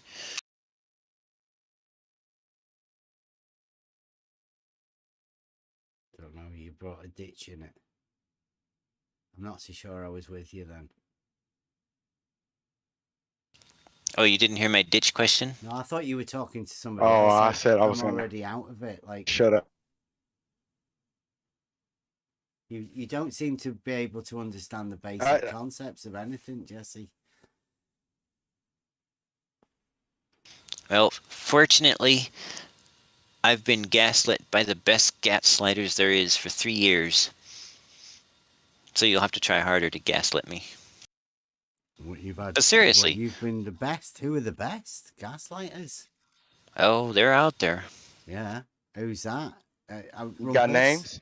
You got names? WS. Wally. No, they were all skeptics. Blue Marble Science. No, they were all globe skeptics. And I've seen What's every the name? guess. Blue Marble and Rumpus and all of them are globe skeptics. One guy went by the name S.T. Clemens. It's online. You never know their actual names. He disappeared after a while. I don't know. What, sorry, you've been gaslit on the internet. Oh, yeah. How did they do that? And I'm being gaslit right now, too. Just like you're doing it. You a question. Yeah, by you gaslight making people by right. So you gaslight you gaslight people by making absurd statements, and then pretend that they're crazy for asking for you to make sense of it. For example, you say I can make no. Yeah, for example, you say I can use the water surface in a gadget or whatever. You can use a water level to establish a horizontal plane. Right. Remember, you were reading a definition. You said any device which uses the surface of water to establish level, or something like that. Yeah, and then I that's says, well, one of the ones from Wiki. Yeah, that's one of the definitions. I mean, there are many. It is a tool for establishing a horizontal plane of reference. That's what a water level is. So why would a lake work any differently? It's still got that same surface of water at rest, right? So why would that not establish? You can't go to a shop and buy a lake as a water level. We've got a lake shop here. Oh my gosh. But what does whether it can be purchased or not have to do with whether it functions as such? Can you show me a lake that has a hump in it? Or no motion. Yeah, you could use a canal. A canal is a device for establishing a horizontal plane, right? It's a level. What if it's a natural canal and it's not man-made at all? Well, that's not a natural canal then, is it? Would you call a river? Well, rivers typically flow. But we can't have it flowing. What do you call a natural canal then? A non-flowing stretch of water like a lake. Okay. Well, that's not a canal, is it? So there's no canals. such thing as a natural canal.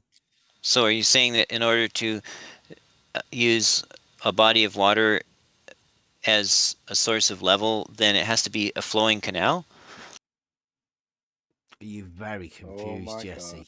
Very, very, very confused. Or a non-flowing canal. We were talking about a canal. You went off into a natural canal. Then we established that you don't know what a natural canal is, right? So then we're talking about a canal. And now you're talking about flowing canals, which I don't believe exist.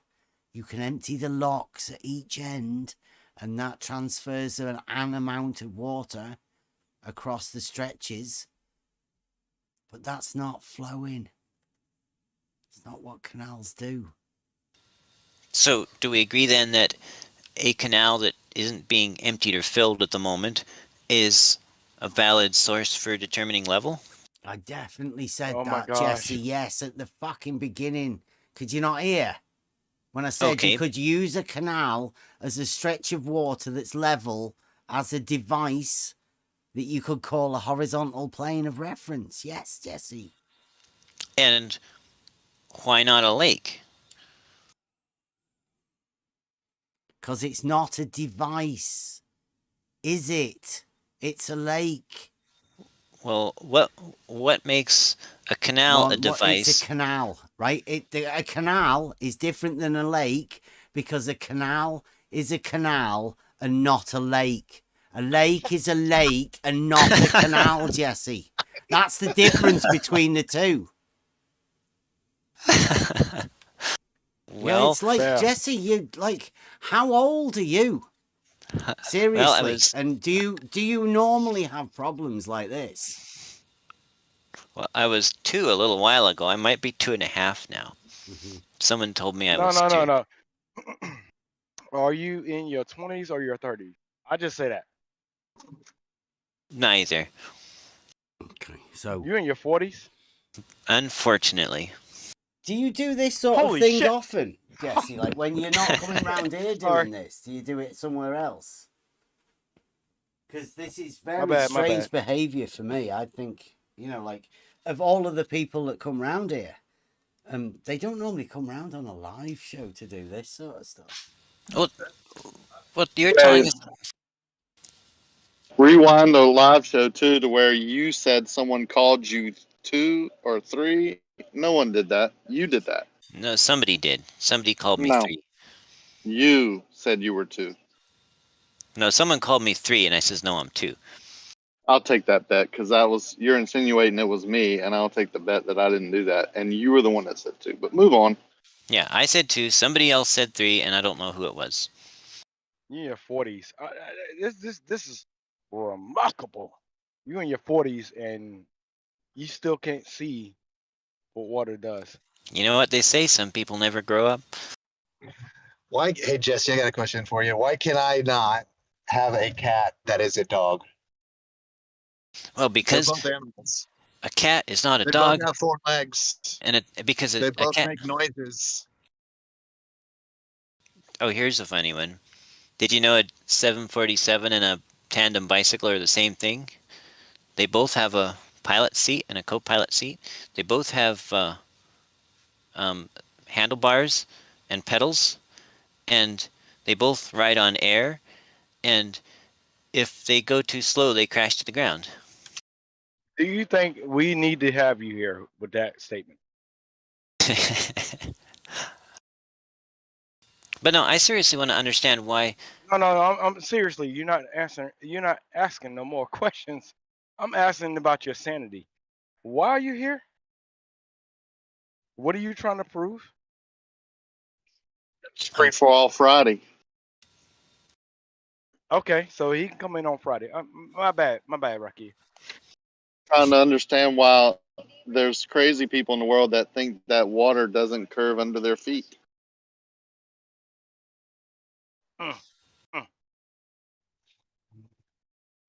Why a lake is not a same thing as a tool or a device? Why a lake and a water level tool aren't different? Or it's amazing. Right. Well, I was about to ask him the question. Can you move that same lake over to there, and we can, do some work over there?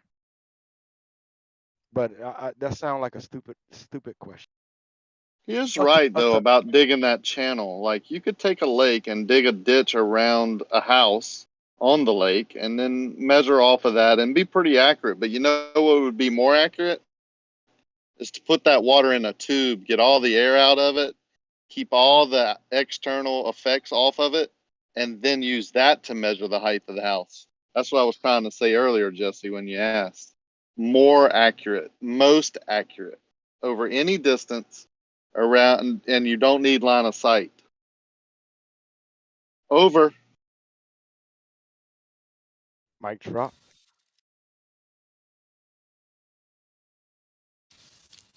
So what if my lake is kind of long and skinny, kind of like a plump canal? Question. Another question.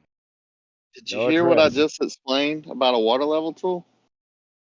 Yeah, but let's say and I addressed what you just said. What the question you just asked, I addressed already. It can be used, and it's fairly accurate, but to be most accurate, which is what most people strive for, get a tube, fill it with water, get all the air out of it, keep all the external factors away, and be most accurate with it. Now, you can use a skinny lake, a fat lake, a huge lake, a shallow lake, a deep lake, whatever other moronic questions you're going to ask as a 40-year-old coming here. Just wasting time, I guess. But most accurate measurement with a water level tool would be the tube of water. Got it? Oh, I got it, but I don't want to buy All right, good. I don't want to buy 3 miles of tube and I don't have any place to stretch it out. Then Except don't. at the lake. So why not just use the lake? Then logically deduce, get a shorter piece of tube, do your test over shorter distance, do it over and over again, increase the distance to as much as you can and as least as you can, do it over and over again on different days under different conditions in the tube, and then logically deduce that over those distances that you chose to do, that you could do, you could afford, you could stretch it out, that they were the same, created the horizontal, and then you can logically deduce if you go out further or shorter that it would do the same thing. Hello?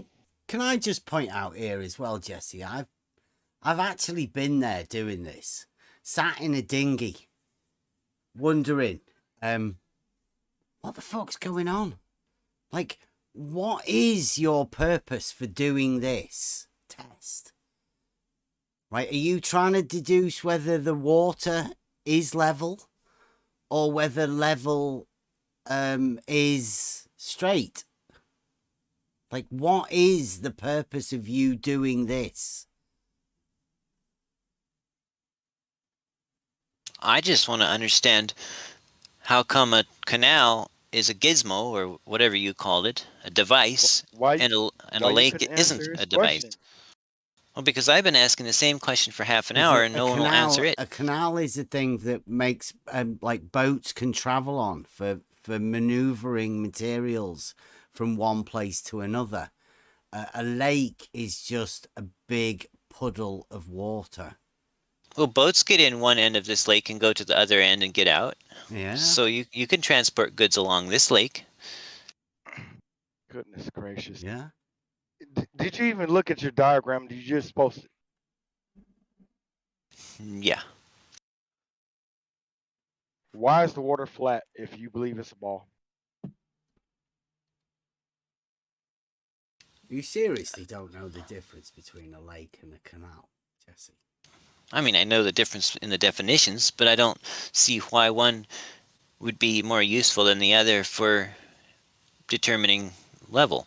No, they don't. Okay, you got 30 miles of wind coming out of the north across Lake Michigan. Bigger the wave's going to be, Jesse. Why would you want to use a lake or a canal for determining level? Like, that's backwards, Jesse. I just said because I don't want to buy 3 miles of tubing and I don't have any place to roll it out if I did. Hang on. You're roboting, Rob. Yeah, that's... You're not there, Rob. Can you hear me now? Yep. Yeah, go on. Okay. Do you know what static means? Non-moving. Okay. Do you think the water in a lake is non-moving? The water Static. in this No, lake. no. I know. Please, just answer my question honestly. Do you think the water in the lake is static and not moving?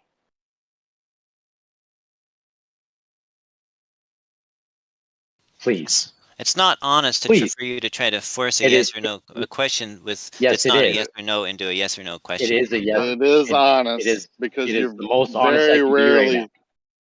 You very rarely see 4-foot waves in a canal. You can see it in a lake. What he's saying is I'm even gonna bash the canal because the canal is not as static as a water level. Well, that's the whole point. He's saying he doesn't want to use a water level tool because he doesn't have the area for it, and he doesn't want to buy a 3-mile tube. He's just you don't need a 3-mile tube. Show him the Ruhip numbers. We can do it in a couple hundred meters. Do what? All you can get to those bodies of water is an orientation. You'll still need a tool to establish that your horizontal is horizontal. Yeah, this is what you're doing, right? This is where Jesse, in his inability to understand what a horizontal is, he's got you trying to work out a test to work out what's the test, Jesse. What is it that you want to establish? I want to put 2 flashlights and a telescope exactly Jesse, at the same height. What is the test? for? What is the purpose of the test? To see if the two flashlights appear at the same height Why? as each other. Because I want to know. Light height. Well, they don't, do they? Brilliant. So you've established that the lights aren't the same height. Have you? Height of light over distance. That's Yeah. what he's trying to determine. Nice one. Brilliant, Jesse. And for whoever asked about the waves on Lake Michigan, the day I took that picture on this lake was glassy smooth, and I even took a video of my reflection in it. Yeah, awesome. So it's better on that day. Yeah, you could dig that ditch you want to ditch. You could dig that ditch you want to dig with a spoon too. No, he's admitting that he gets what my point I'm trying to make. He disagrees with me. He doesn't even realize it.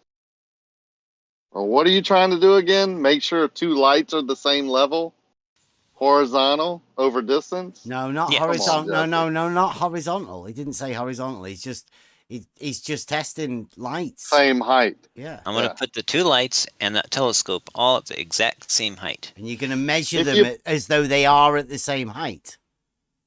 Right? And then you're going to move away and see whether they are at the same height or not. Because you've just measured them at the same height. You can measure them at the same height and then move away from them. Guess what? The one furthest away from you is going to appear to get lower. But the actual heights won't change, will they? You don't set them on a timer so they get lower. They are at the same height. Like you've never heard of perspective. Jesse. So I tried to tell him one of the first times he came in that observation was all optics, and still going on about it. Hey, Buster. Hey. Perspective is a thing, right? So who here knows the most about perspective? Jesse, have you ever done this presentation, Jesse, over at Blue Marble Sciences? Because you've been round here. Hours you've spent round here. How much time have you ever spent over at Blue Marble Science explaining your tests to people? I don't think I spent any time there doing that. Yeah, it sounds like it, because it sounds like it's fun for you to come round here and talk shit. Without going over there and explaining this shit that you're talking about to them. I don't see why we should take all of your time. I think your time would be much better served trying to prove the globe to the guys that are interested about it. I don't personally give a shit about your model. And it's pretty obvious that you're just looking at lights in the distance. Which seems very strange, and it doesn't seem to me like it's very scientific, or it could actually prove anything to anyone. Other than the fact that you seem really weird that you're coming round here. But I suggest that you should go over to the guys that know what they're doing, and they'll help you refine your test. And when they come up with a globe proof, then they can come back and go, oh, look, here's a globe proof, and this is how we've done it, because you're the ones seem fucking ridiculous, to be honest. Well, ridiculous or not, you're the one that squirmed out of numerous pointed questions, so... But you are right, I do need to get off and do some other things today. Thanks for popping in. Nah, man, I ain't gonna take that. Hang on a second. What about sighting around a corner with a water level? You didn't get back to me on that one. Sure I did. I said it'd be very difficult. How do you do it? I don't know that there is a way to do it. How about I answer it for you? You don't need to sight a water level to know that it's horizontal. Once you understand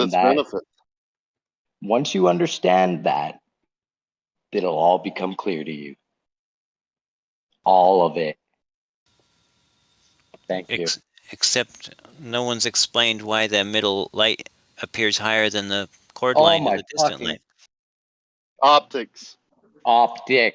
Okay, so you we're don't need to sight a water level, man. I'm not sure why you're moving on to lights. Yeah, why you don't use them. Fuck's sakes, man. You're dumb. Thank you for your opinion. So, Rakia, You're welcome. I thought you were going, Jesse. Are you See, sure it's all right? Have you not got something better to do? forgive me, Jesse. Yeah. It's like you keep asking things and probing until someone like, I don't know. It's you have any more questions? Like, I don't get it. He'll just say, Sure. pretend that you've squirmed out of the questions anyway, and you know. Right. What That's what I'm path? saying. He's Yeah. like he's. Yeah, you asked if I had another question, and I do. What path did the light take from the distant flashlight in order to travel underneath the middle flashlight and then arrive back up at 48 inches at the observer's telescope? I have no idea what you're talking about. That's enough now. You tell us.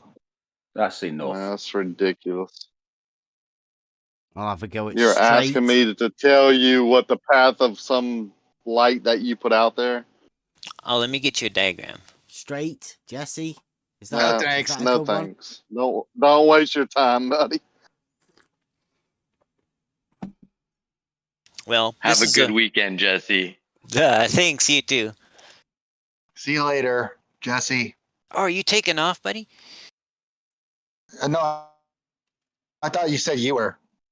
Yeah, I am. All right. Well, He's been saying he's got to go for like an hour now. It's Figured. like a script thing. No. My No tanks uses the same script you do. Actually, I've been saying I need to go for about 12 minutes because that's when my alarm went off at 4. It was 12 minutes ago. Anyway, it's been a pleasure. Y'all take care. See you later. See you later.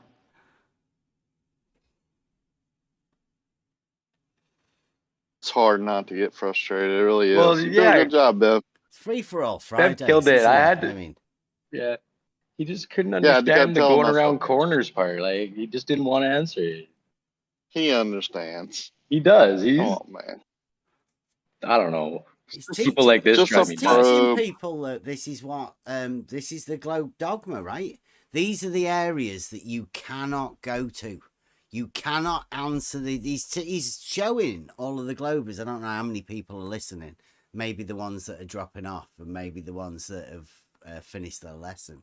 But he's teaching people how to avoid certain questions. It's pretty obvious. Obfuscate, avoid, pretend you didn't hear, go over and make repeat, swap conversations. I was soldering. I couldn't hit the button. My friend came in. It's like every day the same old thing. Mm-hmm. He can talk for hours. Point, like click, click, click. Push the talk, push the talk, push the talk. Right on point. Asking question after question after question. And when a hard question comes to him, he all of a sudden is doing something else or thinking about something else or will ask you a question back. I mean, this has been going on for years and years, but it's just obvious and aggravating now, I guess, to me. I think it's just easy to spot. I don't know about you guys, but it's been 6 years and I still do this shit every day. But when they start running in circles, then I just can't be bothered with them.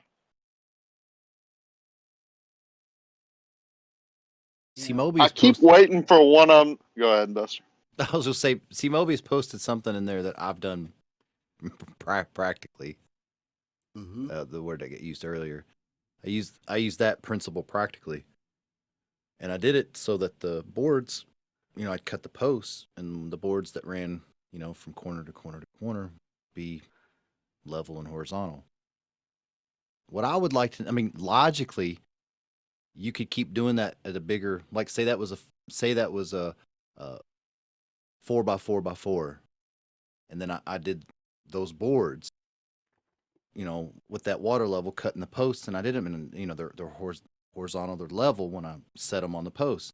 Well, what if I stretch that from 4 foot by 4 foot, 5, 6, 7, on and on and on, as I keep going using that water level to cut the post for the marks to cut them. Logically, It's still going to be the same no matter how far I stretch that out. But some people think something else happened.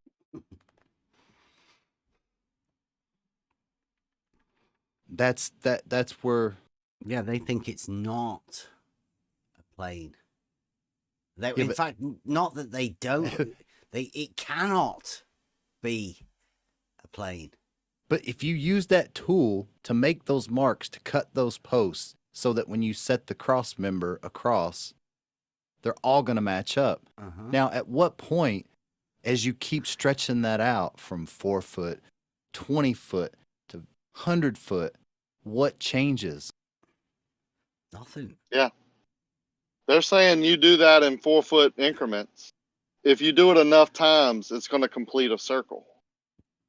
That's ridiculous. Well, what happens with if you make those 4 marks on 4 posts and you cut them and you lay something that's straight across, what happens as you go larger distances?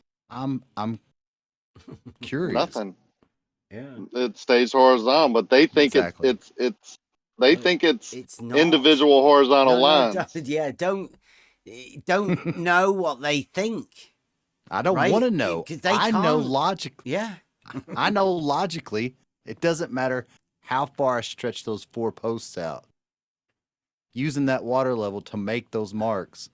And if I have a straight enough edge or board to join those 4 posts up, they're always going to match up. Yes. I hope Blue is listening in. Is he live? Shout out Blue if you're listening in. We did it. Everyone, end of the week, we managed to make Blue go live. No way. Yeah. That was an older picture. Sorry, I'm sorry about that. Yeah. I don't know the. Oh, dang it. I did this Buster with a guy with a swimming pool the other day. I built a swimming pool and we're looking out at it, and I said, how many of those swimming pools do I have to connect for you to make your sphere? Right?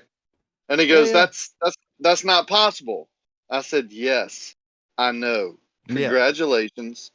Welcome to what I believe. Reality.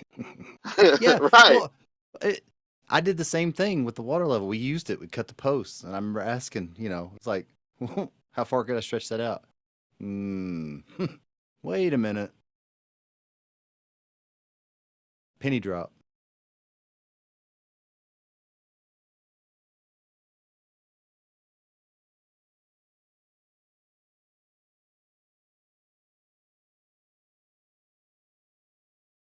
Is he live?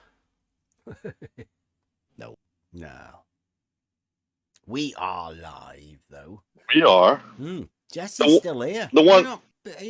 Is he left his account in? You want to watch that, Jesse? He's listening. He's just listening. The ones I don't get are the ones that the penny does drop when you tell them something like that with the swimming pool or water level tool. And then they still think, that reality for them is there on top of a ball. Which is basically what they have to believe. They're always on top of a ball. Strange, man. I get it. I was there, but it is strange. Once the penny drops, when the penny dropped for me, I was like, oh, okay, I get it. When the penny drops for them, they're like, nah, I still trust the people that I know are lying to me about other stuff. Even though I just figured it out on my own, I don't even trust myself now.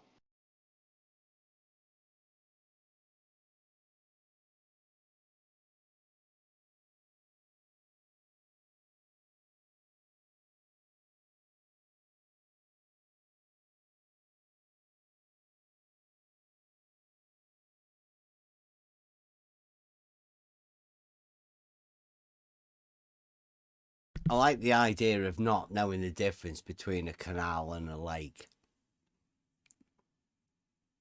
Or some sort of arguing to include lakes in the definition of a canal.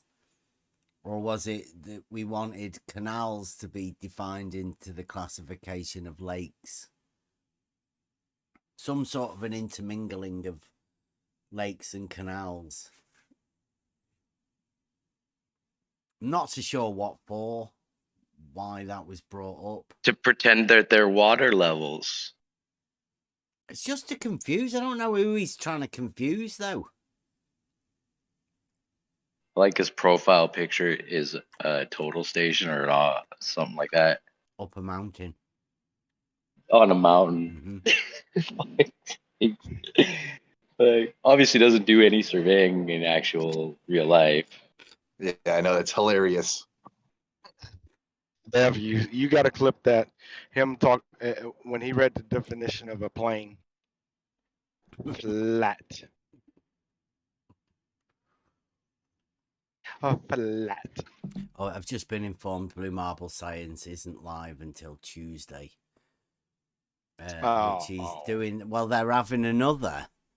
I think I like to take credit for it, but I know mostly of it. It is Mike Jones. But Betty is doing a globe logic night over at Blue Marble Science.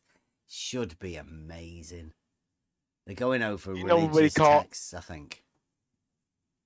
You know what we call that in America? They're having a kumbaya.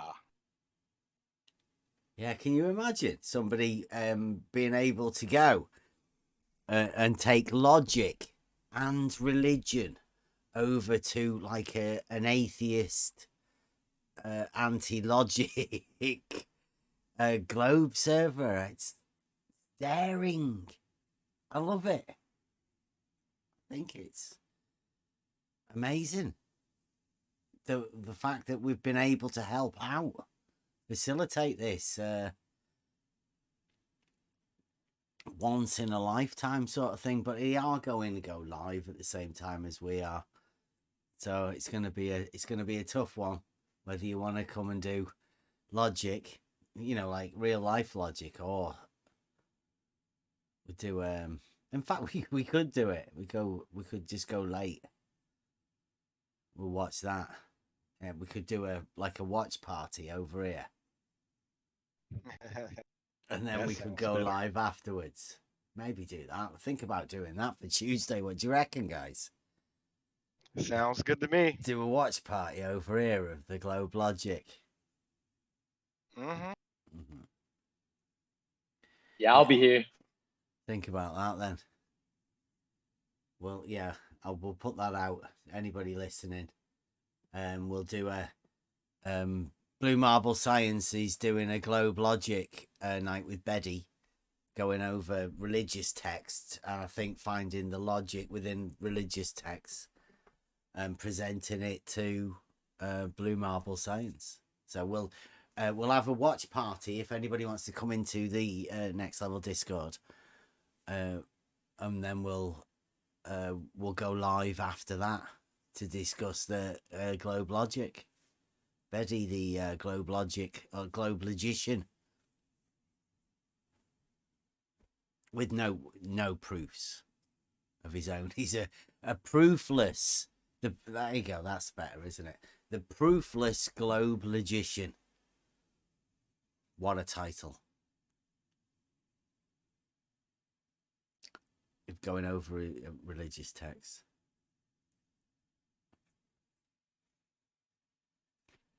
So, I think are we done for the night? Has anybody got anything else they want to go over? What time is it? It's getting on for half midnight here. How's the text chat been okay in the YouTubes? Did we have? I didn't keep an eye on that. Did we have many of our usual friends come in? Jesse supporters. How you doing? Oh, that's bad robot again. That's quite. It's Adam. How you doing, man? Hey. Well, I tried. Just figured I'd come in and say hello. Hey. You're doing great, man. Y'all, everybody, everything is working out pretty level. On the level, always. Just think about it, Bev. You had some guy that sounded a lot like Kosho. Rumpus. Paid NASA Shield was in the chat. Jesse. Yeah. Jose was in the chat. They can't stand it. You must be doing something right. Yeah. Well, it is free for all Fridays, and it's well, I guess everybody talked about whatever they wanted. I know I set it off with the water level, but I mean, it is a good one. I'm going to release those shorts over the weekend. So, I mean, get everybody talking. One of the ones that recently is, what were you taught about the globe? At school, college, university? What did they actually teach you about the globe? And I bet there's not much there. That's what we're going to be focusing on. That and the fact that you cannot have a globe if water forms a plane. It's not allowed to have it. Straight from the mouth of science. Yeah. Go have the greatest speech. You've not had this for a bit. What about a sneak peek? Oh, you say we've got a live? I could do a sneak peek. I won't do the full version, but I could do a sneak peek of a new one. Okie dokie, to sing us out. Look at that. Yeah. Live Buster. It'll just be short, though. Not Okey-dokey. much. All right. Are we ready? Is this it? Yeah, I think everybody's ready. All right.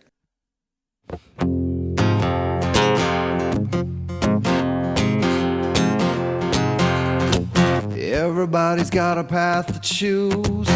You can critically think or give yourself to accepted information too. Well, you got it right. Everybody's got their own way to go.